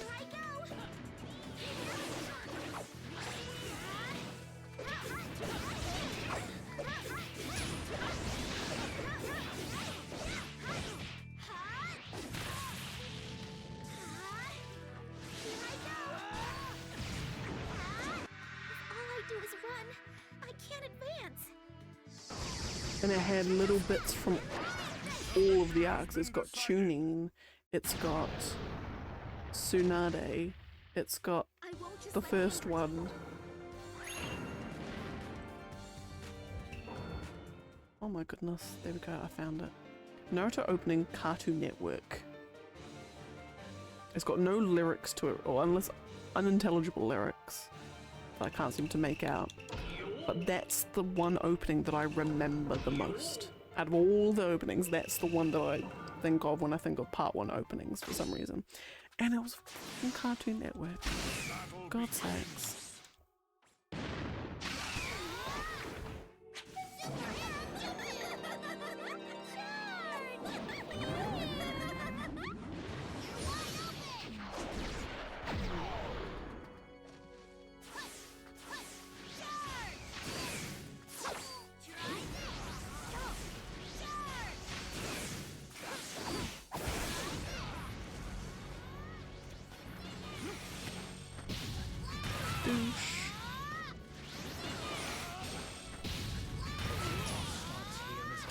Was it? Was it actually? Look at that.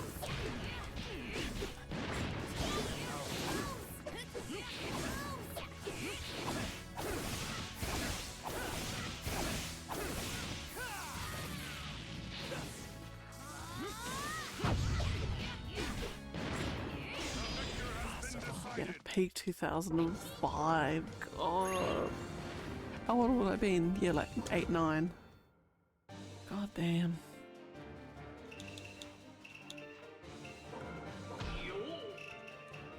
It's actually so cool to think about how old Naruto is. It's an institution at this you know, at this point. And like you can still think, oh yeah, through Boruto it's technically like still going. You know? Like, and technically it's, I think Naruto, the character was even created in like late 90s, like I think like 1999 he was created or something. Yeah. Just goes to show when things are written well and the characterizations are good and it looks cool and there's just lots of badass moments. See, your franchise can too last for like 30 years.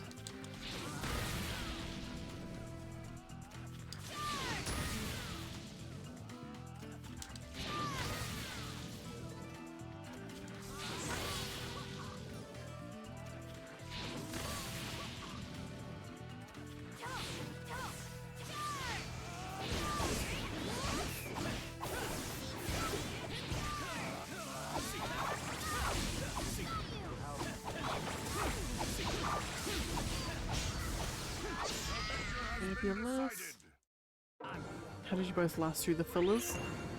I kind of just had them on in the background, to be honest.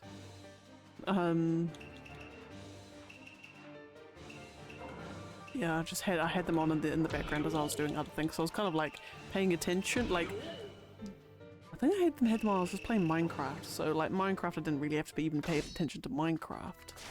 as such. Yeah, I think that's how I did it.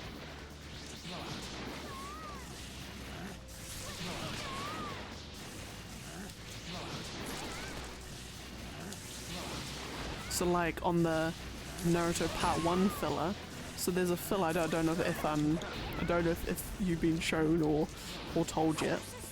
There is a filler episode after, so basically after the Sasuke retrieval arc in Part 1, there's a whole bunch of filler, like 100 episodes of filler. There's whole arcs and missions and everything that's technically not, like, stuff. There's one where the Aburame clan, Shino and Co, are like, hey, so there's a special bug that only appears, like, I don't know, once every 1,000 years, kind of, not exactly, but that sort of thing. Especially as a special bug that only is extremely rare to find. But it has unique properties that you give it any smell, and it will be able to track that smell anywhere on planet Earth, kind of thing. So they said, well, if we get this thing and give it something of Sasuke's, then we'll be able to track him down and find out where he is. So everyone's like, oh my god, right, we're gonna go on this mission to find this bug. And then Naruto comes along on this mission because, you know, Sasuke's best friend that Sasuke doesn't like, to find this thing. It ends with they're searching through some brush. Naruto bends around, like crouches down, bends over. Unbeknownst to all of them, the bug is right behind him, next to his touche, and he lets one rip, and that's the smell that the bug now is attuned to. And Naruto completely ballses the entire operation. And Shino and Co are like, well, that's that, man. Can't do that anymore. We won't have another chance like that for like another 1,000 years. And the end. That's the filler episode. Naruto farting on a bug. It's great. Unmissable. Unmissable. Edge of your seat riveting. But there are a couple, so there are two Naruto arcs I also, well, sorry, not Naruto arcs, filler arcs I do remember were kind of, you know, at least a little bit unique. So there's one where Mizuki, like the guy right at the very start of episode 2 that tells Naruto to steal the Shadow Clone scroll and then gets kind of like banished from the village, he turns back up and he's like trying to do something. He's trying to, like, he's found a secret magical elixir which will make him super strong, and it turns him into like a tiger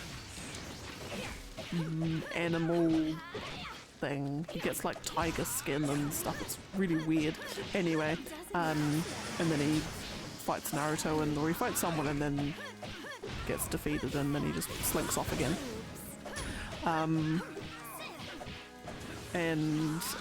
Yeah, so there's that one, and then there's another one, and I can't remember if it's part 1 or Shippuden, but there's another one where they go to some village, and I can't actually remember. No, it's not part of the main story. They go to somewhere, and there's a monk dude called Sora, and it all turns out by some elaborate scheme, some random weird thing, that he's got like a part of the Nine-Tails chakra in him. So he can technically go like Nine-Tails mode, like Naruto can. And then some evil people are going to use him as like a weapon to attack the Leaf Village with. Something like that anyway. And then of course Naruto, through the power of Talk No Jutsu, manages to say like, no, don't. And then the end. Those are like the only like filler arcs bits-ish that I kind of remember. But only like just.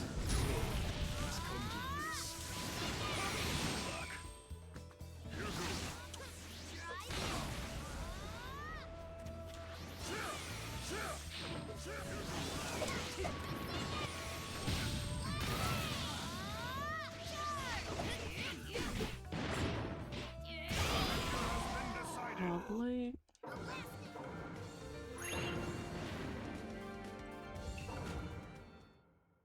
And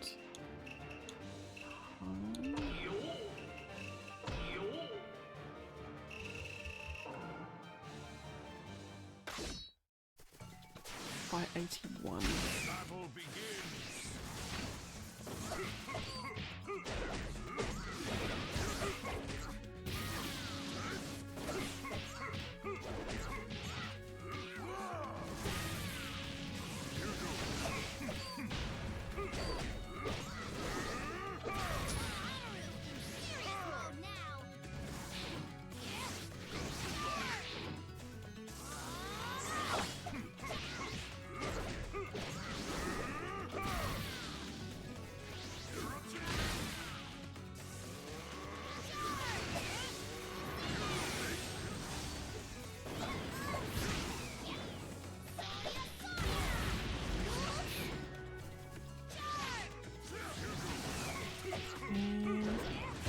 Lovely. Has been decided. Oh god, Tamari and Young Krinko. Oh, it's gonna be a nightmare. Oh, it's gonna be a nightmare and a half, but we'll get through it because we have to do it.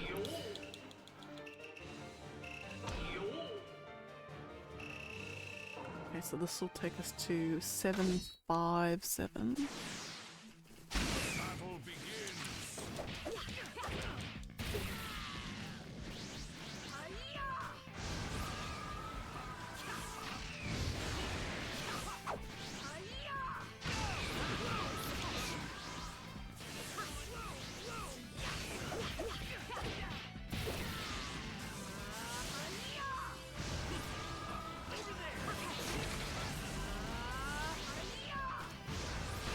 Yeah, okay.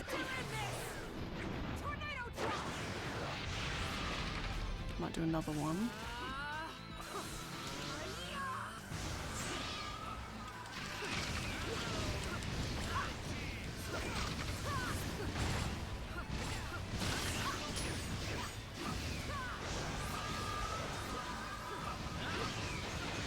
Wait, what the hell is this?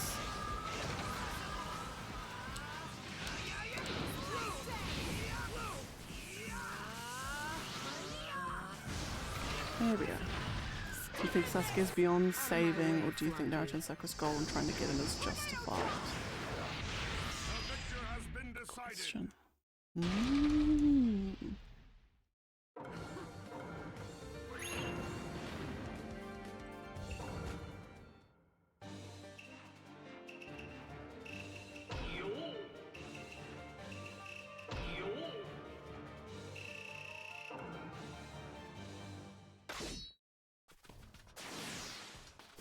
Battle begins.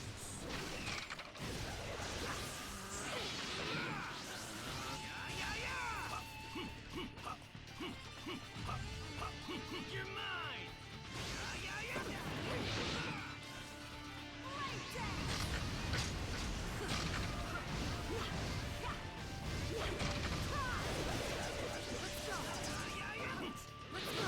Oh, come on.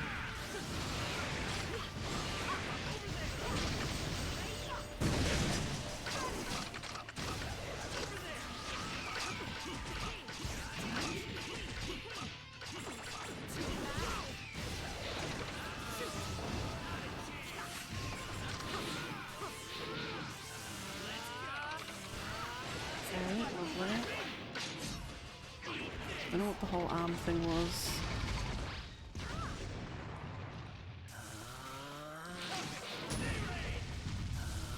Interesting.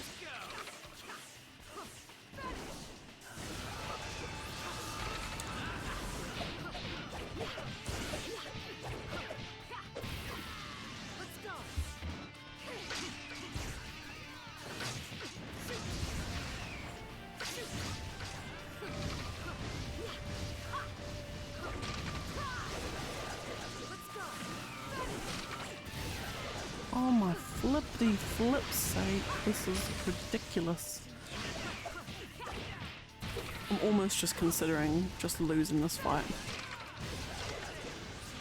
This is just bloody ridiculous.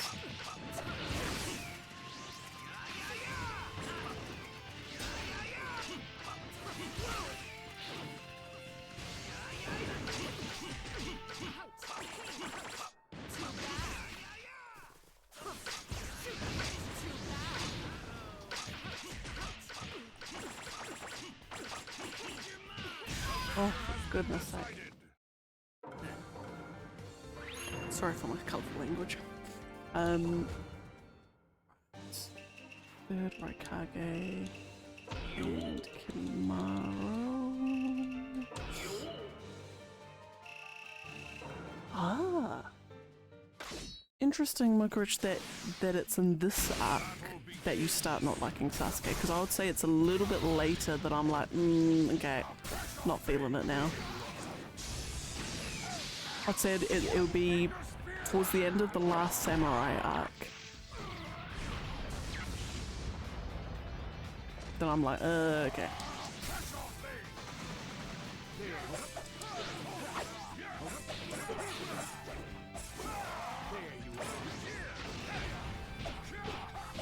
Oh, you meant Toby? Found he's a Sharingan user. What are your thoughts? What are you feeling? What are you thinking?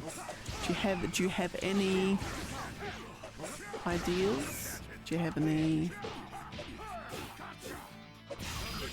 things? Do you have any?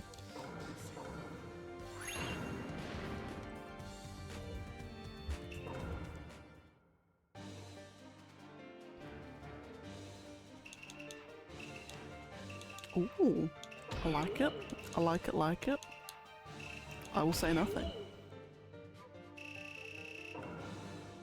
You could be a million miles away, or you could be bang on the money. I will not say. But interesting nonetheless to see what weird heads think, because I mean, your logic is sound, basically.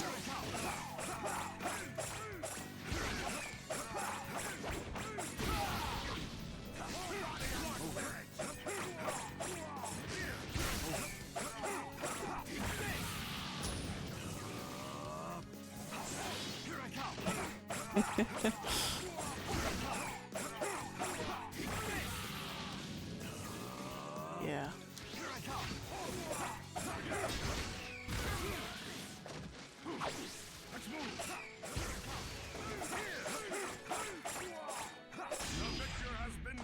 Really? I'd never heard that one. Then again, I did kind of come into it a little bit later after the debates had started. So by the time I'd come into the internet land, or at least when I was allowed to by mum and dad, the predominant thing I heard and seen is what the truth was, is when people were now managing to predict the truth.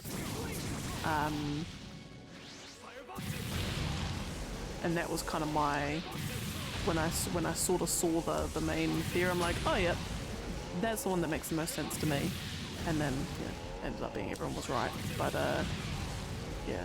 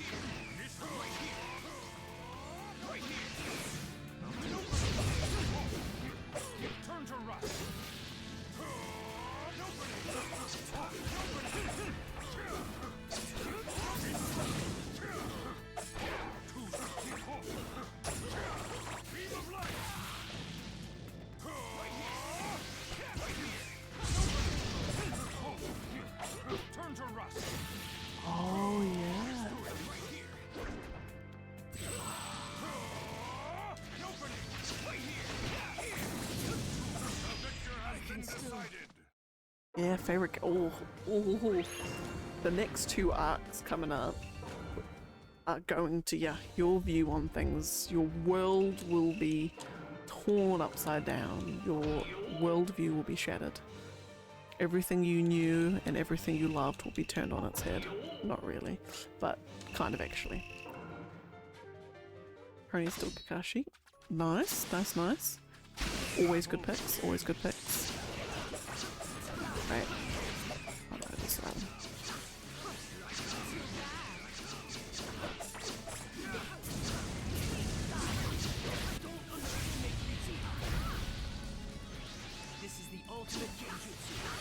Let's just say, at the end of one of the arcs, you will get a backstory explanation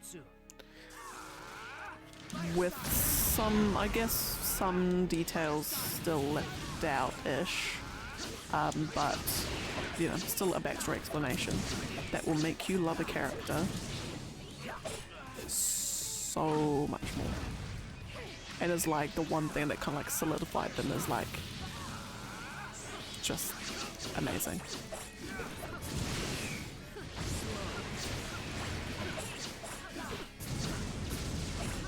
I'll sever this. Fire style. Fire style. Victor has been decided.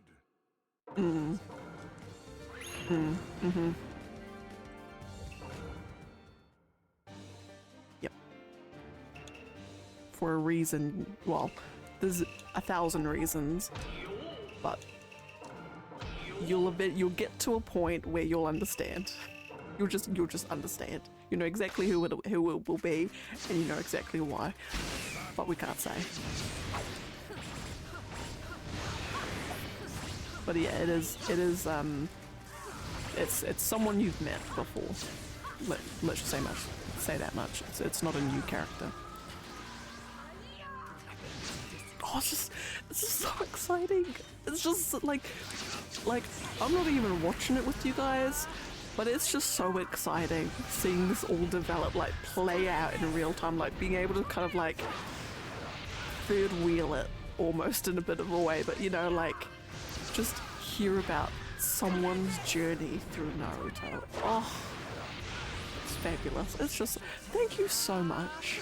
Actually, thank you so much for having not watched Naruto before, and like waiting until this point in human history to watch Naruto. Like, just thank you. It's been, it's just so exciting.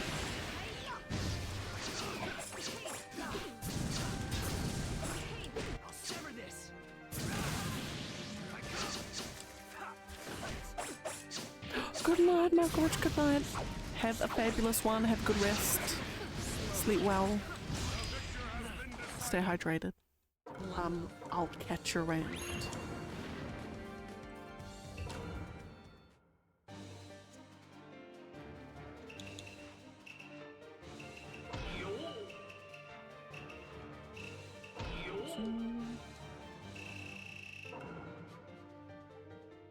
Okay, so I've got basically 50 fights left, maybe. Should be alright.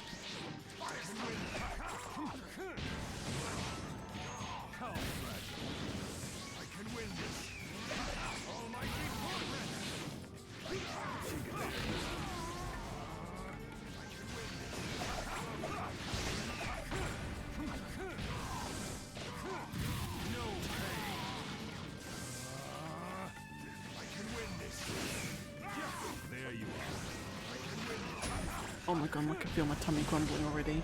So it's only 6 o'clock at night, and my tummy is a bit grumbling.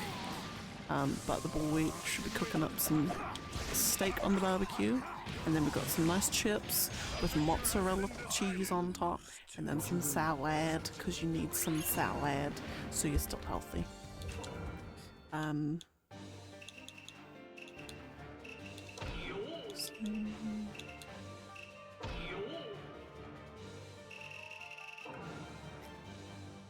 Lovely.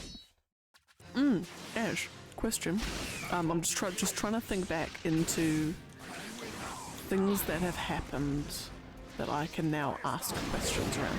But what did you think about Naruto's new moves, namely the Rasen Shuriken attack that he had?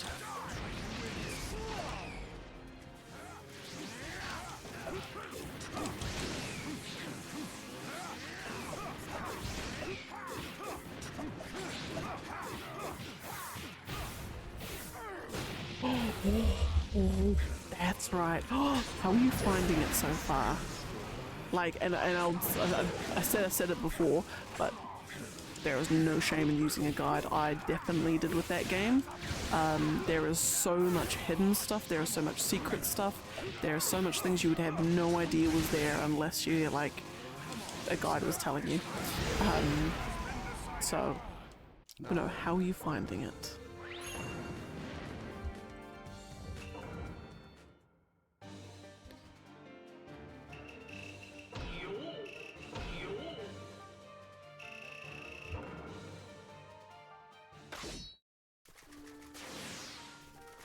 Battle begins.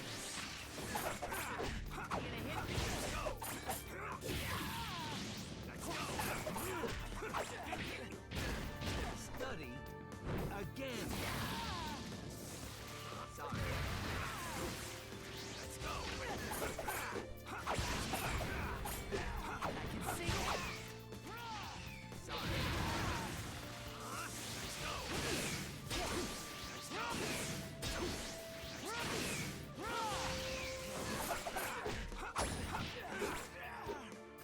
Oh, and because, correct me if I'm wrong, Study. I'm hoping I remember it correctly. You have played Remake, haven't you? Because there's some things I need to talk to you about. If you finish Midgard, if you finish, you have, okay, fantastic. Buckle up, sis. Buckle up, because I'm gonna be giving some little deets, some details. Oh, first off,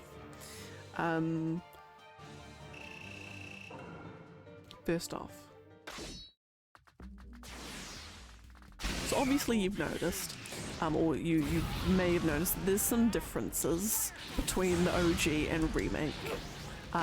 In, you know, what happens. There's bits in Remake that aren't in the original. Some things happen slightly differently in the original, and so on. I think I can tell. Oh, so my first question is, before I blow your mind, because I'm gonna hopefully open your mind to a new universe of possibilities. Has been decided. Firstly, Don't underestimate the in Remake, how did you feel about the whispers, like those little ghost things flying around and doing random stuff? What did you kind of feel about them? Or even like, what did you feel about why they were there? So it's pivotal. I'm gonna say some things that are gonna blow your mind. Hopefully. Fingers crossed. They blew my mind. I was like, jaw dropped when someone explained it this way.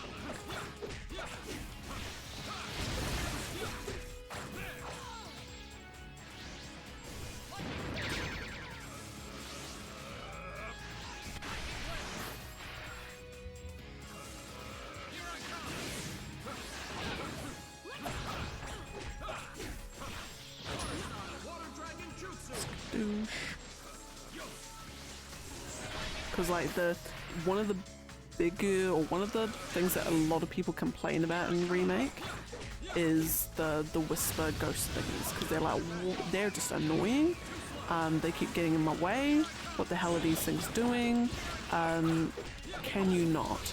But then, and this is why, while it's not critical to have played OG 7, your appreciation of Remake doubles when you have played the OG, because it's like, yeah, so the best example of it is just fantastic. Okay. So obviously there's lots of things in Remake that aren't in the original. So the first thing that's a bit weird, so, you know, you do the first reactor and then you sort of back in sector, I think it's like sector 5, I think. So it's the bit before Cloud meets Aerith. So in OG, you know, Cloud's wandering around and he goes out onto Loveless Avenue and he meets Aerith. What happens in Remake before that? Oh yeah, that's right. And so then in Remake, Aerith, like all the ghost whisper things are all swirling around Aerith for some reason, like what the hell's going on? So then you think, okay, what happened just before that in Remake? Or actually what happened before that in OG? Cloud just crash lands from the reactor, Barret and whatever's gone elsewhere, and so Cloud's wandering around. In Remake though, there's that weird like hallucination thing that Sephiroth appears and like is like saying, oh Cloud, come over here, and all like the burning buildings, and like Cloud's like, what the bloody hell, and goes off to Sephiroth. And then when he comes back, and he comes back and now Aerith's all surrounded by these ghost things. What if I told you? What if I told you that Sephiroth is purposely trying to stop Cloud from meeting Aerith? What if I told you that Sephiroth is from the future, technically? He is trying to stop the events of the original game from happening. So what's one of the first things he can do?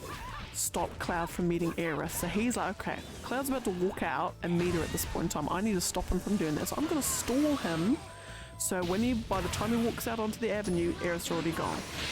So that's what Sephiroth's trying to do. So he stalls Cloud for a little bit, does all this weird burning building stuff. So then Cloud then walks back out and Aerith's still there, but she's all being like swirled by these little ghost things. The ghosts are trying to keep the original game happening. They need Cloud to meet Aerith at that point in time, at that place, so the original events can continue and Sephiroth can be defeated at the end. So Sephiroth's trying to stop it and the ghosts are trying to keep it going.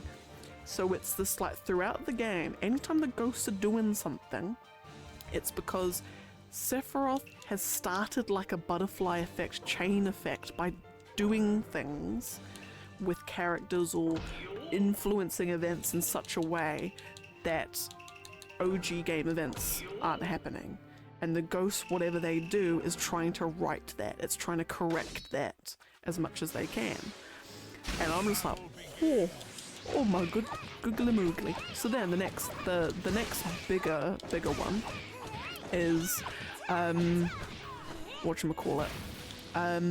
So there's a weird bit where like Cloud goes to sleep and then like a ghost appears. He's like, it's like sleep or whatever. So basically like Cloud sleeps ends up sleeping in the next morning. And I'm just trying to remember what that was actually for. Can't actually remember what that was actually for. They needed Cloud to do something and then the ghost made them sleep so he wouldn't. Or was that maybe Sephiroth? Hang on, I've got a better idea. Okay, so one in OG, Cloud, when they're planning the assault on the next reactor, like Sector 1 or Sector, oh god, I can never remember which. I can never get all the numbers right. But anyway, like when Barret and Tifa and all them are like, right, we're going to attack Sector whatever, and they're sort of planning the raid, I guess. Cloud gets picked to come.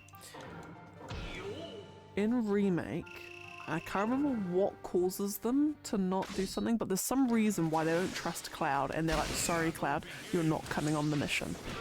And so technically, if that was to be the case, and they wanted Jessie to go on the mission instead. So if that had been the case, they would have gone on the mission, and then the events of OG are different. Cloud never goes on the mission. They never fight the Airbuster, and he never falls into the church and meets Aerith. So, and I can't remember if there's a reason like Sephiroth mucks something up which causes that to happen. So then, okay, so what are the ghosts gonna do? So then there's that bit where there's that bit where the ghosts make Cloud sleep in, so then when he wakes up and goes over to Seventh Heaven Bar, and all the everyone's fighting all the ghosts because they're all swimming around the bar, the ghost knocks Jessie off the front porch and she breaks her ankle, and now she can't go on the mission anymore. Therefore Cloud has to go on the mission, and the ghosts have now righted something. So everything they're doing is to stop Sephiroth's little machinations from stopping the original events from happening. It's mental. It is everything they do is for that. And I'm like, that is crazy cool, and I love it. Because then obviously you've got the the big fake out death where, you know, Sephiroth stabs Barrett right at the end, but then the ghosts revive him. Because obviously Barrett's not meant to die then. And it's just whoa. And another bit too, actually no, there's another bit as well. There's another bit too, and I can't tell you why the ghosts intervene, because all I'll say is there was a bit later on in the game when they're in Shinra HQ, and I think they've just found Red 13, I'm pretty sure. And Hojo's all creepy Hojo, motherfuckers just being creepy Hojo. And he's about to say something, and he suddenly gets whooshed away by the ghosts before he can say it. And I know what he was about to say, but I can't tell you what he was about to say, because it spoils the plot twist of Final Fantasy VII. But he was about to reveal the plot twist of Final Fantasy VII. Which would have screwed up everything in OG7. It would have screwed up so much. But I'll say no more than that. So yeah, so basically, long story short, ghosts were trying to write the OG. What happens at the end of Remake, and this is kind of where I'll sort of tie it all up. At the end of Remake, because it's just JRPG nonsense going on, it's like giant, are we fighting God? What is this, harbinger of whatever? What the blimmin' hell is going on? Now suddenly we're in this weird place, all these broken skyscrapers, and then this giant tornado, and Sephiroth sucks up this giant tornado. It's what even's going on? So basically, long story short, Sephiroth kind of wanted us. Basically, we did everything Sephiroth needed us to do. We fought the Harbinger of Time, which is kind of like the leader of the ghosts. It's basically the ghost for the planet. The planet wants to write stuff, and the Harbinger of Time is basically imagine you're fighting Kronos, Keeper of Time, basically. So we defeat it, and the ghosts can no longer be a thing. The ghosts are no longer a thing. And then Sephiroth basically sucks up all the ghosts. So now, basically what the end of Remake means is that there's no more ghosts anymore to write things. So Sephiroth can do whatever the hell he wants, and there's no ghosts there to correct things. So now it's really cool for people who've played OG, because anything that happens now, even though the developers have said, you know, the locations you'll visit will be the same, you know, roughly in the same order, got no idea where the story's going to go. There's no possible way we know what the story's going to go. These plot twists may not happen, other plot twists may happen. It's great, it's amazing, but having played OG, you'll be able to notice where those deviations are, and it's really cool. It's really cool. But yeah. Oh yeah, you haven't actually seen Sephiroth at all. That's right, yeah. Because you don't see him till... Just trying to think when the first time you see him is.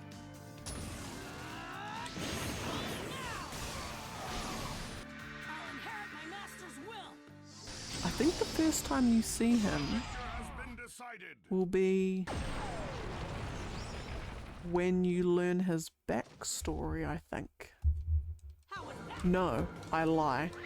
The first time you'll see Sephiroth will be very, very shortly. There's what's called the Calm flashback, where basically as soon as you've left Midgar, they're like, it's almost like the next town you go to. I think it's like literally outside the gates practically. The next town you go to, they'll stay at the inn, and Cloud will basically give, here's how I know Sephiroth, and that'll be the first time you see him. And it's called the Calm flashback because the town's called Calm. But the one of the main theories that I've seen is that the 7 Rebirth coming out next year, it would be really, really cool if the opening, like the opening scene was opens like cold open onto the Calm flashback. That would be pretty sick. But anyway, yeah, no, I'm so glad and happy you're playing OG. I'm glad that you're liking it so far. It's yeah, you've got there's a plot twist coming your way. There's multiple, but yeah. Like everyone knows about a particular death in that game, but like that's not the plot twist. That's not even the plot twist of 7. It's crazy as well. But anyway, that's my my mad raving about 7 done. I can go on for hours and hours and hours and hours, as my boyfriend would be able to tell you.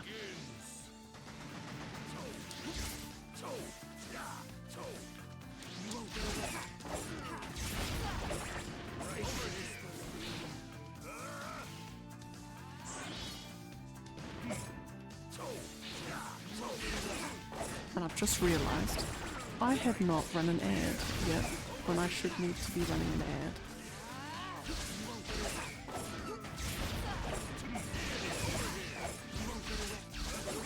So I need to be doing that with a quickness.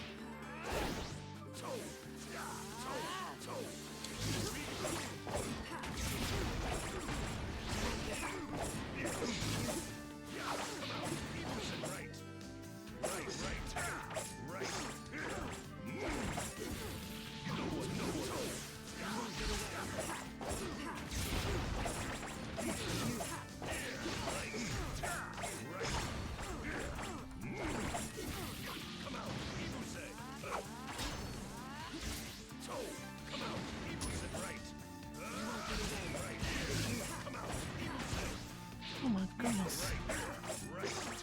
Bruh. Bruh.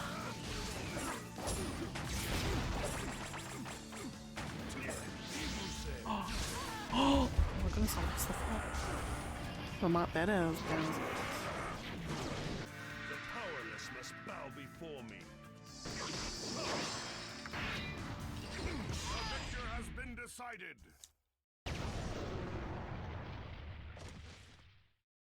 Okay, I will just run a super quick, with haste, 3-minute ad. Should be the last one today as well. So I will return for those it applies to. But for the rest of us, we continue. As we normally do. Okay.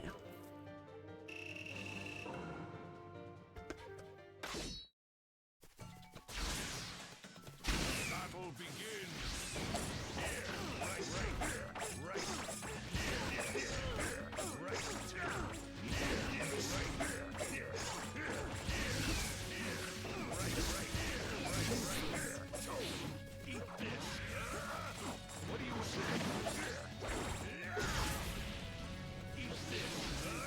Technically I've done 40, so this takes us down to 35. So 5 plus 60, so this is like 105 basically.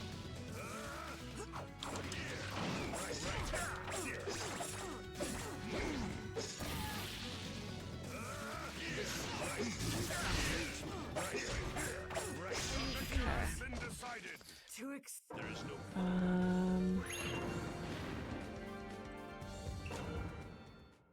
Darui and that one. Alright. Oh, and I need to update the list because after these two, down to 733.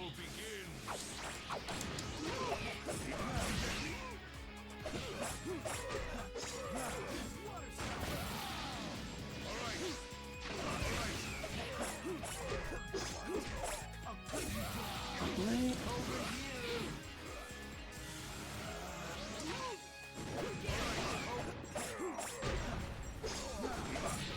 You won't get away, vermin. Less.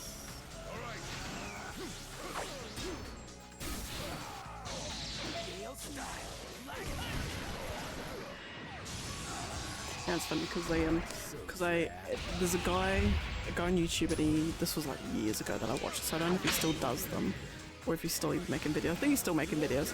But he did like a 5-hour lecture to his mates on the Kingdom Hearts series and on the Final Fantasy series.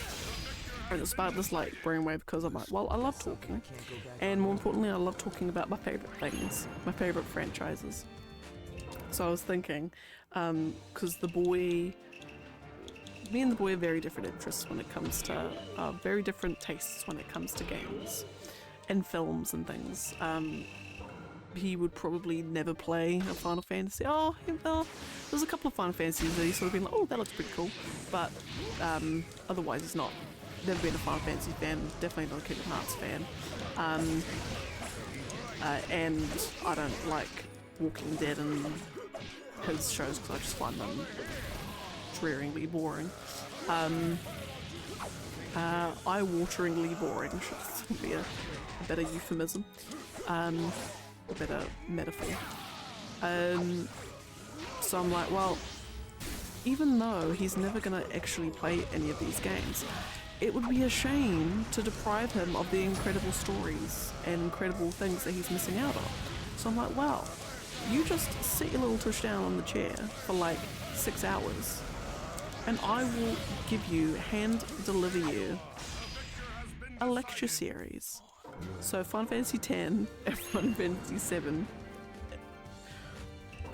with potentially some extras thrown in for like the 7 compilation stuff. I'll just give him a giant lecture series on it, with the whole whiteboard and corkboard and everything. So then he can experience the majesty of the games without ever having to need to actually play one. And then I'll even have like a little stereo, so as I'm talking about certain bits I can play like character themes and play like battle music and you know, important songs as I'm describing things. So you can also get the full emotional effect. And even it'll be a guided PowerPoint presentation. But I've started putting like the Final Fantasy X one together and like all the different like things that I need to like tell them about. And honestly, the hardest thing is working out what the order needs to be. Like if you had to explain Final Fantasy, if you had to explain any game, let's say a story heavy game like Final Fantasies are, if you had to describe, like tell someone about it, every detail, like more or less. So like you go through the entire plot, you go through all the main characters, you go through important themes and important moments that happen, break them down into, you know, greater detail. You know, important locations, you give details that like weren't actually in the game but it would provide in Ultimanias. You go through all of that. Would you tell them the entire plot and then go into detail? Would you tell the entire plot and as certain characters and things become relevant, you reveal those? Or, because I was also thinking, is like, let's just say, just trying to think of the most non-spoilery character. What's the most non-spoilery character in Final Fantasy X? Lulu and Waka. Let's go Lulu and Waka. So like, you know, start of Final Fantasy X, you get to Besaid Island and you're like, okay, and now we're introduced to Lulu and Waka. And then do you then break away and do a segue and be like, right, so here's what their characters are and these are why they're important. and here's all the details about them that still haven't yet to be revealed in the story yet? Or do you like tell them the plot and only reveal the details as they become revealed in the story? Or do you, yeah.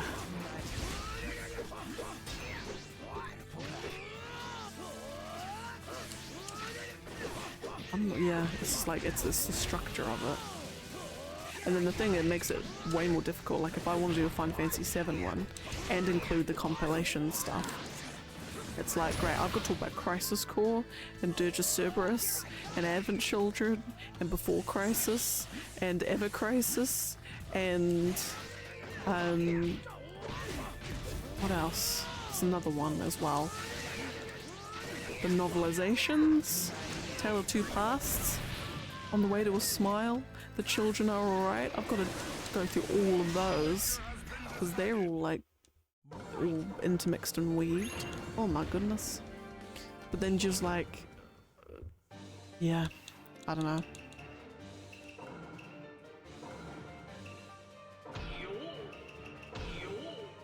But that's my problem to solve. But you know, I want to at some point in my life give him a Final Fantasy X lecture, give him a Final Fantasy VII one, maybe give him a, just trying to think.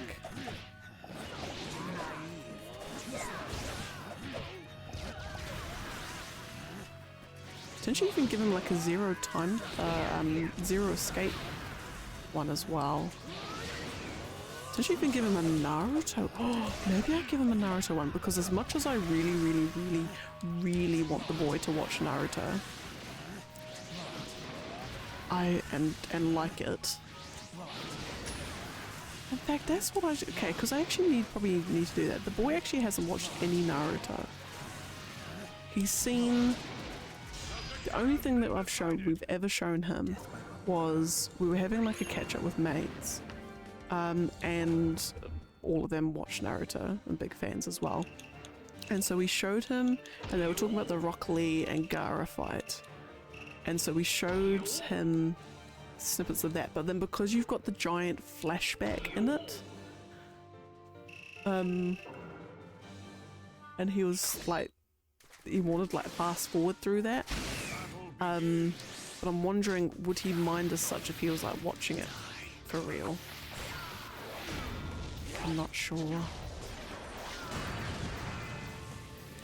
Maybe I just get him to watch the fights and then just tell him what's happened in all in between.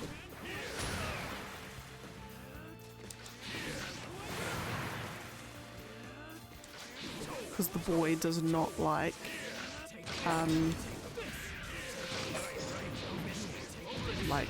emotional stuff, like when Naruto is crying to Sasuke that, you know, but you're my friend and you know I've got to save you because blah blah blah.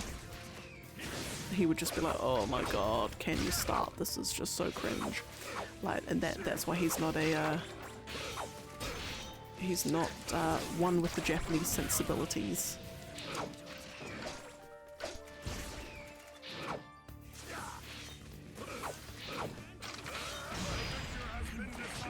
Which is why, like, as much as the fights are really cool, oh, maybe I should actually just do that. I'm like, right, you're just gonna sit down, I'm just gonna show you all the Naruto fights, explain to you what's led up to this moment, and just watch them, and then if you like them, then we can watch the whole series. I might just do that.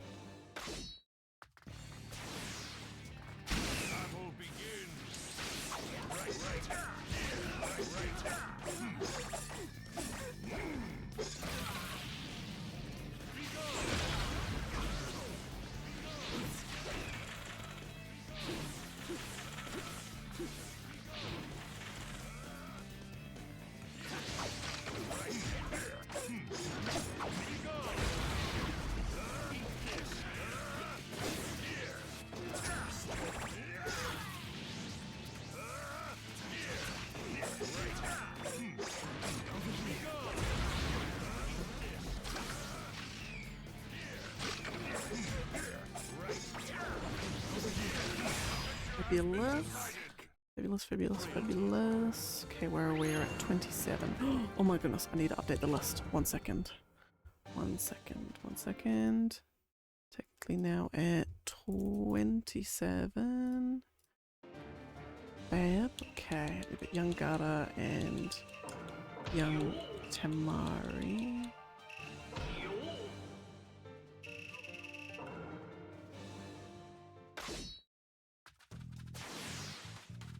Battle begins.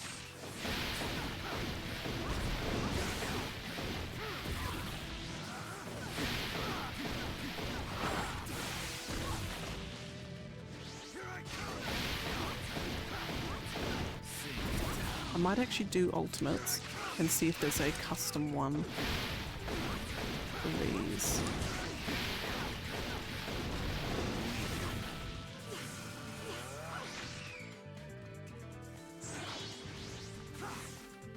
Come on, Chakradeshan. Come on, Chakradeshan. There we go.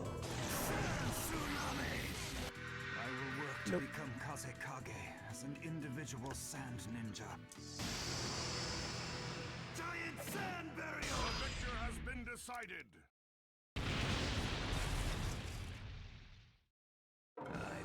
Okay, I think I might. So where are we after these two? We'll be at 25. 25 fights left in just under half an hour.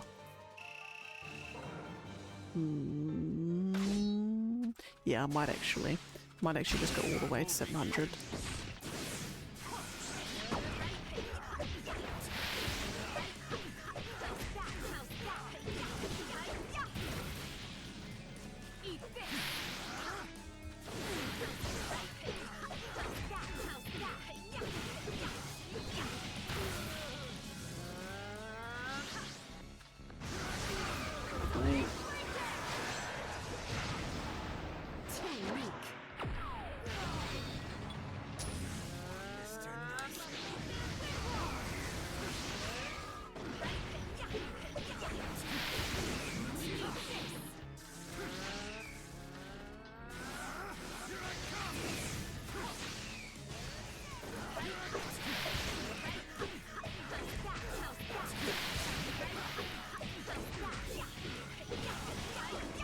Boosh.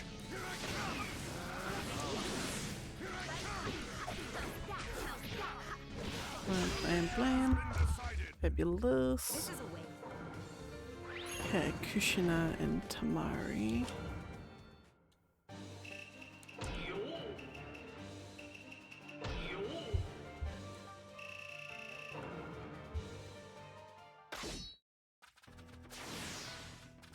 Battle begins.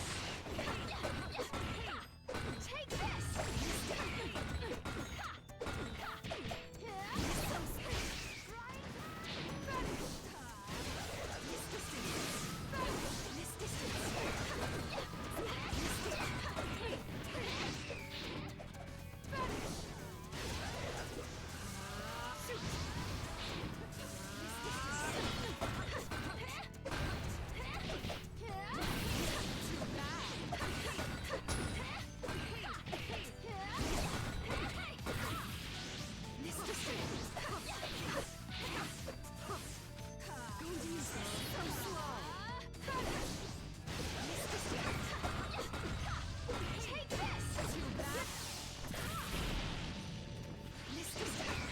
Fabulous. Decided.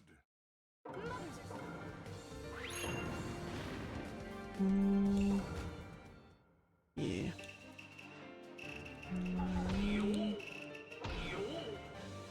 Scrolling down the list, have I got any curlies? No. Kabutos, Hanzos. Oh no, it's smooth sailing character-wise for the whole rest of the time. So we might actually be able to get some decent speedy fights in. So have I got any? I've got no. I've got like Kashis, I've got one more Tamari actually. I've got one more Tamari, but then it's Nejis, Kabutos, Irukas. Sasuke's, Hanzo's.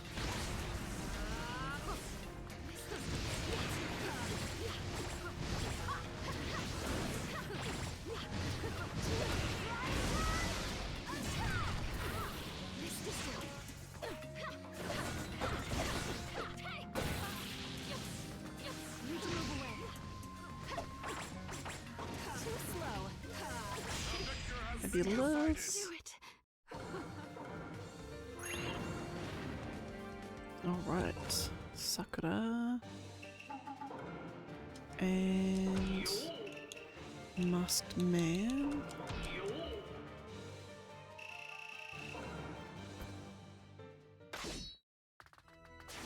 So what fight this time is to 21.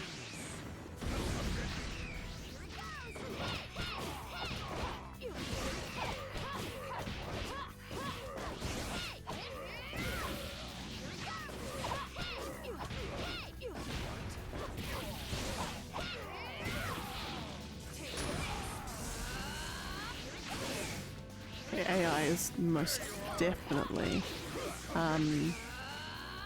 slowed down a little bit.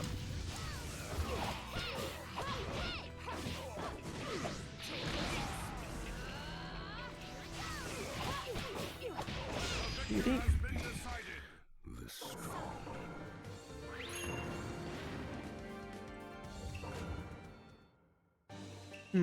No, just like, cause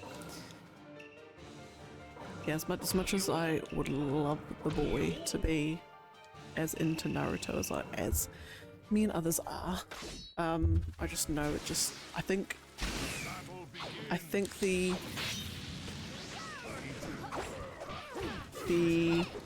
type of like feelings and emotion scenes that shonen anime in particular tends to have, you know, friendship will conquer love, will conquer all. The boy would just really not like that. Whereas I'm thinking, I think like if he was ever to watch any anime, it would have to be the more mature ones.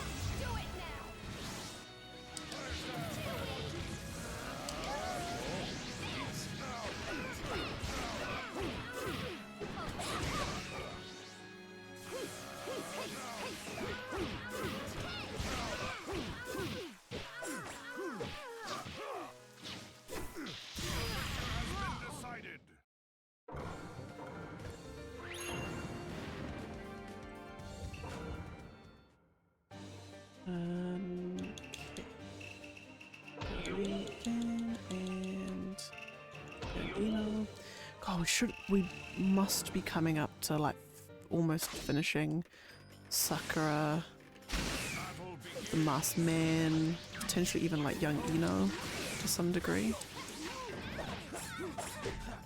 Because Naruto's six paths Naruto, we've only got one more fight left to go with that character. I think Chio's got like 2, Hanabi's got like 4.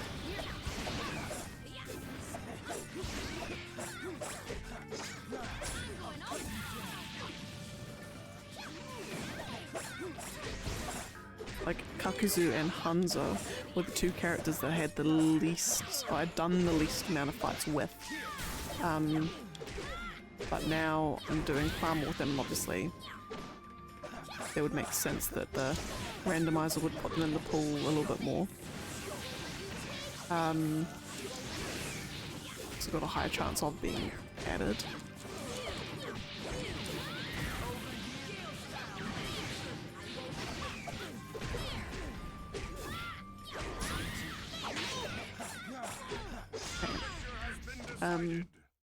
Yeah, but so like Kakuzu and Hanzo, they've still got like 20 fights left to go.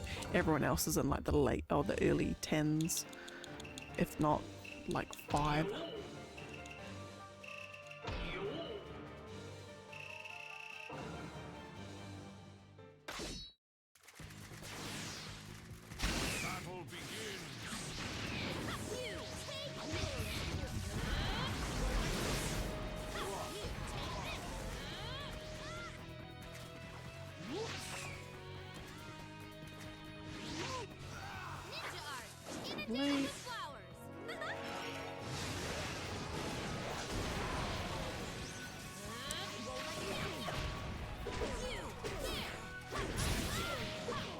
and even like Tobirama actually. And a hell of a lot of fights with him lately.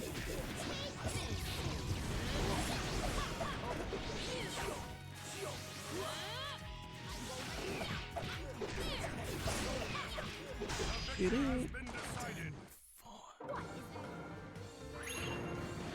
Tobirama is on this one, and Young Lee.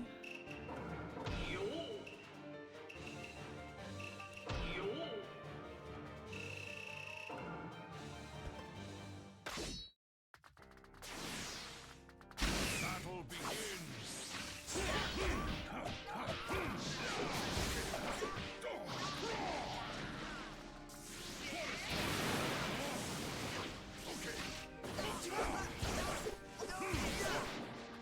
Take this. Take this. Okay.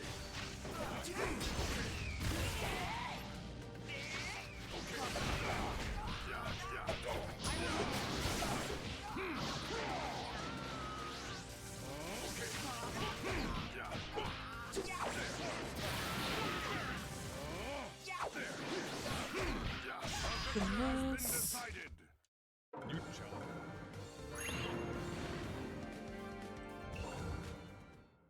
That's right. I was going through my game tracker, where I'm like tracking what I'm playing, what I haven't played yet, what's on my wish list, all that sort of thing. And I was going through my wish list, like just to sort of remind myself about what games I need to buy. And I'm like, oh my goodness, that's right.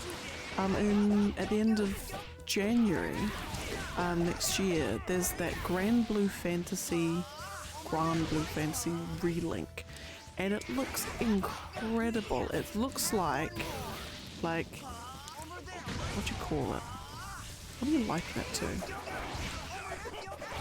Like imagine a love trial between Tales of Arise and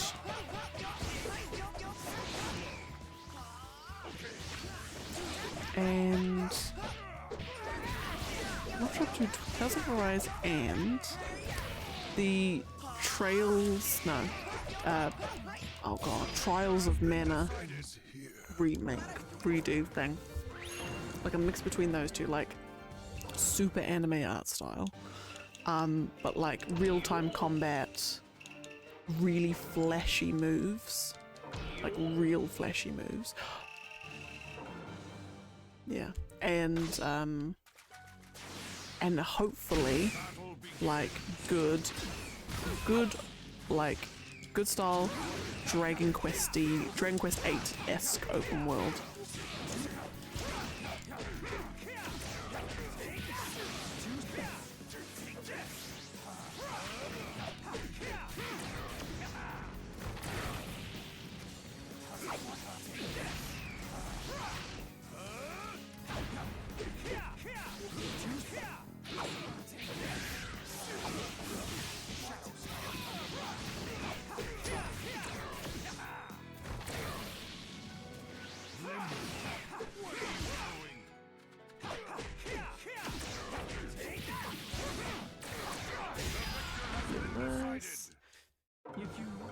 Yes, it's the Grand Blue Fantasy. There's Crimson Desert.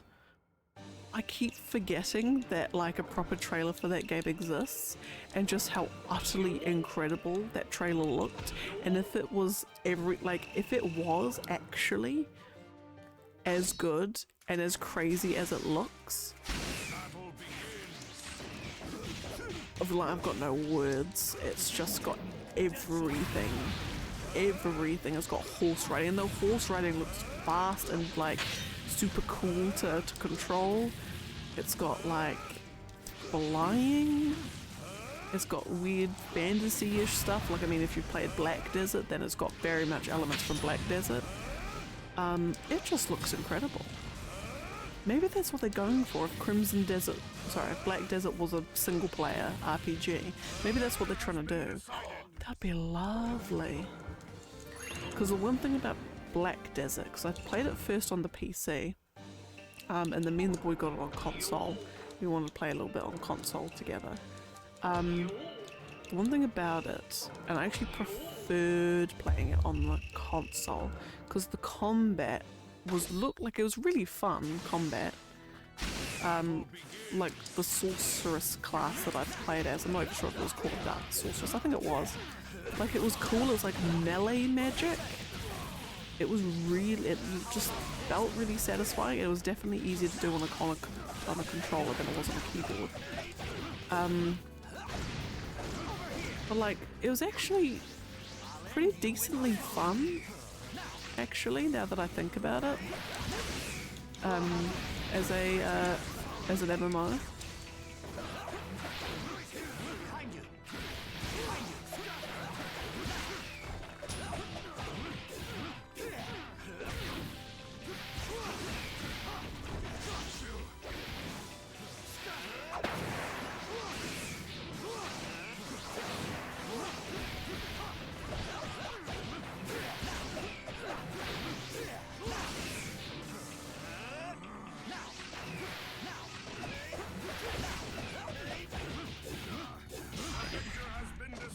Lovely.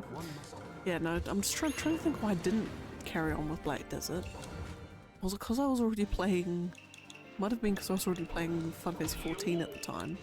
But like, you know, the combat was really fun. It looked huge, like it was genuinely massive. I don't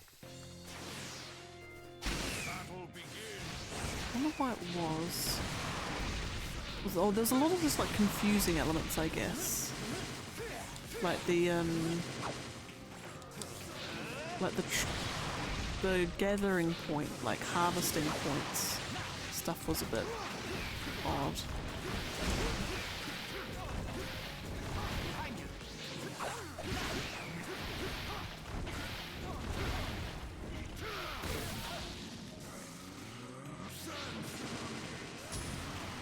And I guess as always, the difference between a free-ish, it's free-ish. It's kind of like Elder Scrolls Online, where it's free to, oh sorry, it's not, it's, you pay once, and then from that point it's free.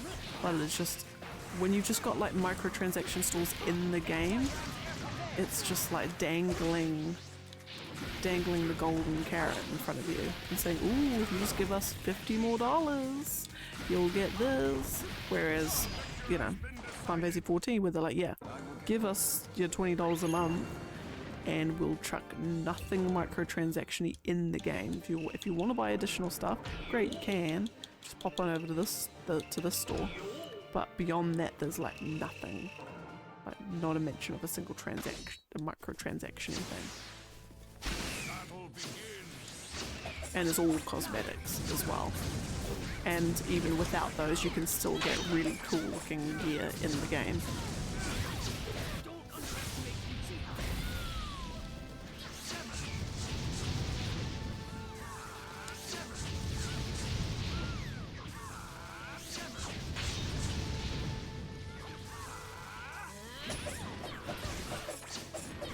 I think I smell food.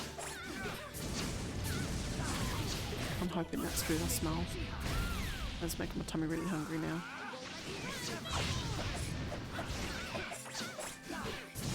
Fabulous. Okay. After this fight with Eno, I've got 10 fights left to go today.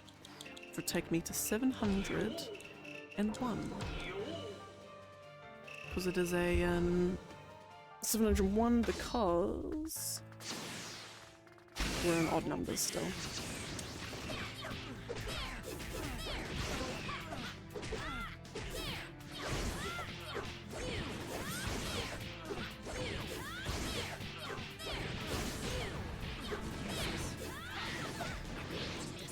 Damn, I almost took the entire health bar out in one unbroken combo.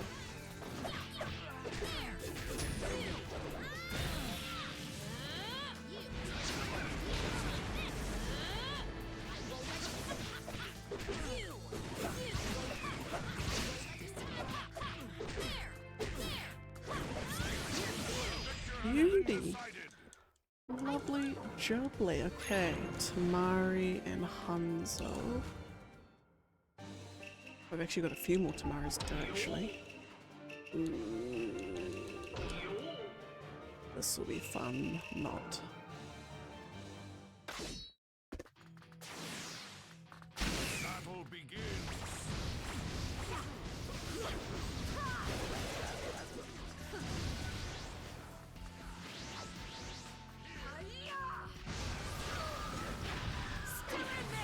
I'll do a couple of these.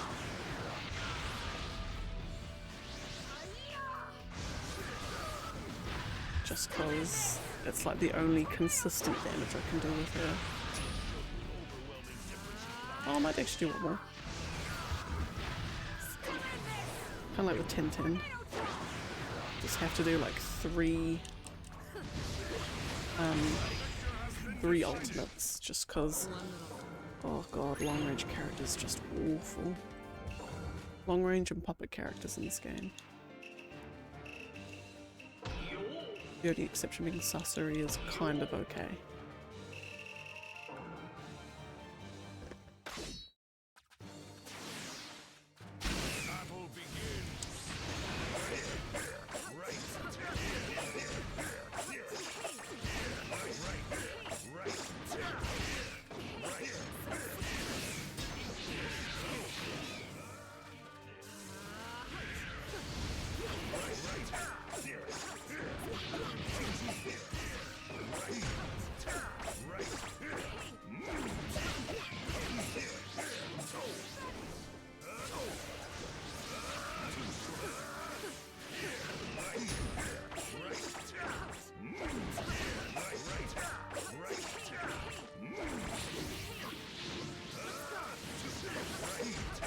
And skadoosh.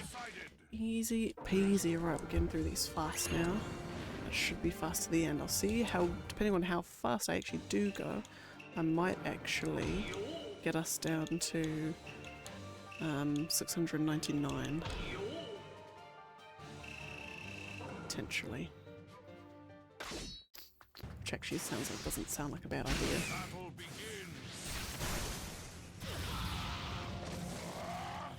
Doesn't sound like a bad idea at all.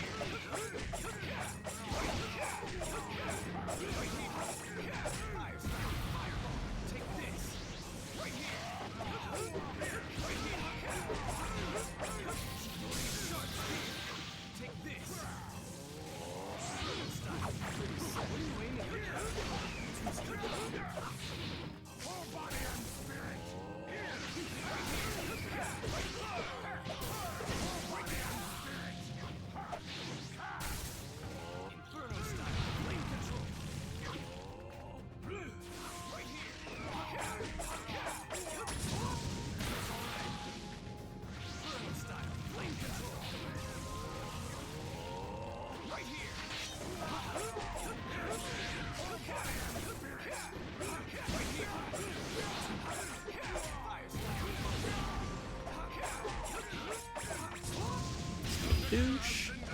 Lovely jubbly. Yeah, I might actually get us down to 699.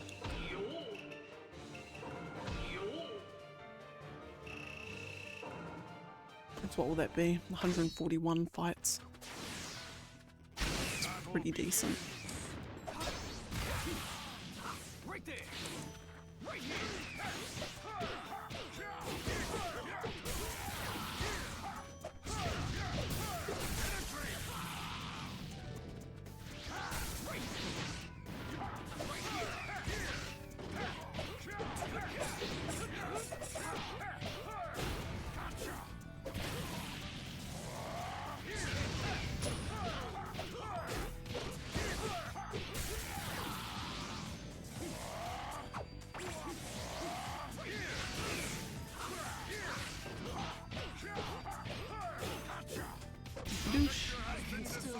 Oh, wow.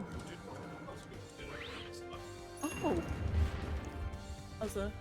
Sorry, I thought you were going to wait to... Oh, thank you. No, what time you were finishing is like past 6 o'clock. Oh. Thank you. Oh, are you able to bring the matzo bag in?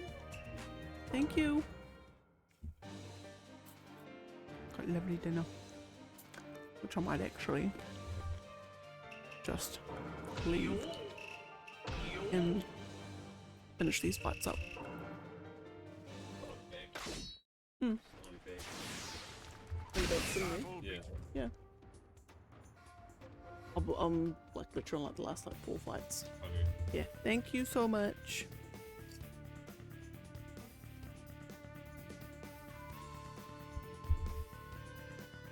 gonna pop that over there. And finish these fights quickly, and then go and eat my dinner. So maybe I don't do 141 fights. Oh, actually.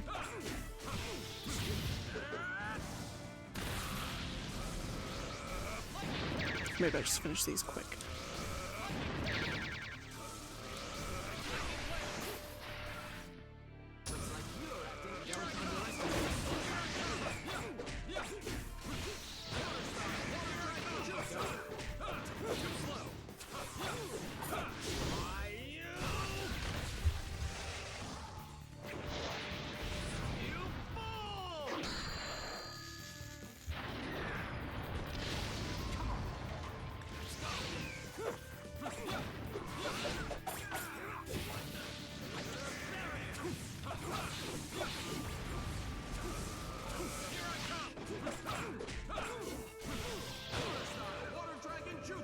Douche.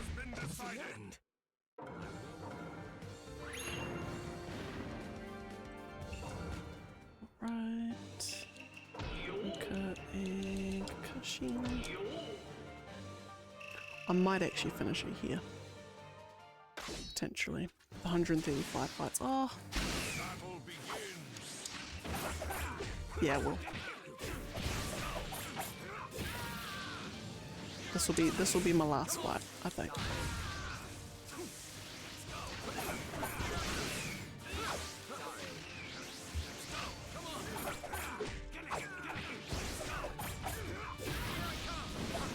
I've actually done technically 5 more than my goal and just under 5 from desirable.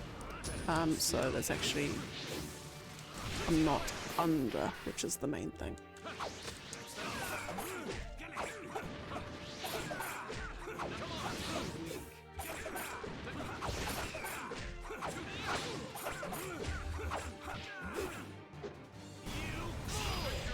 Fantastic. Okie dokie. That, and with that, that will be us for this fine evening. Let me update the list. We are down to 705. God damn. So that means next time we'll be down to 500, and we'll go 570. Probably be the goal. 565. Maybe. But anyway, in any case, that will be next time. So for now, thank you all so incredibly much for watching. I shall return tomorrow, most likely.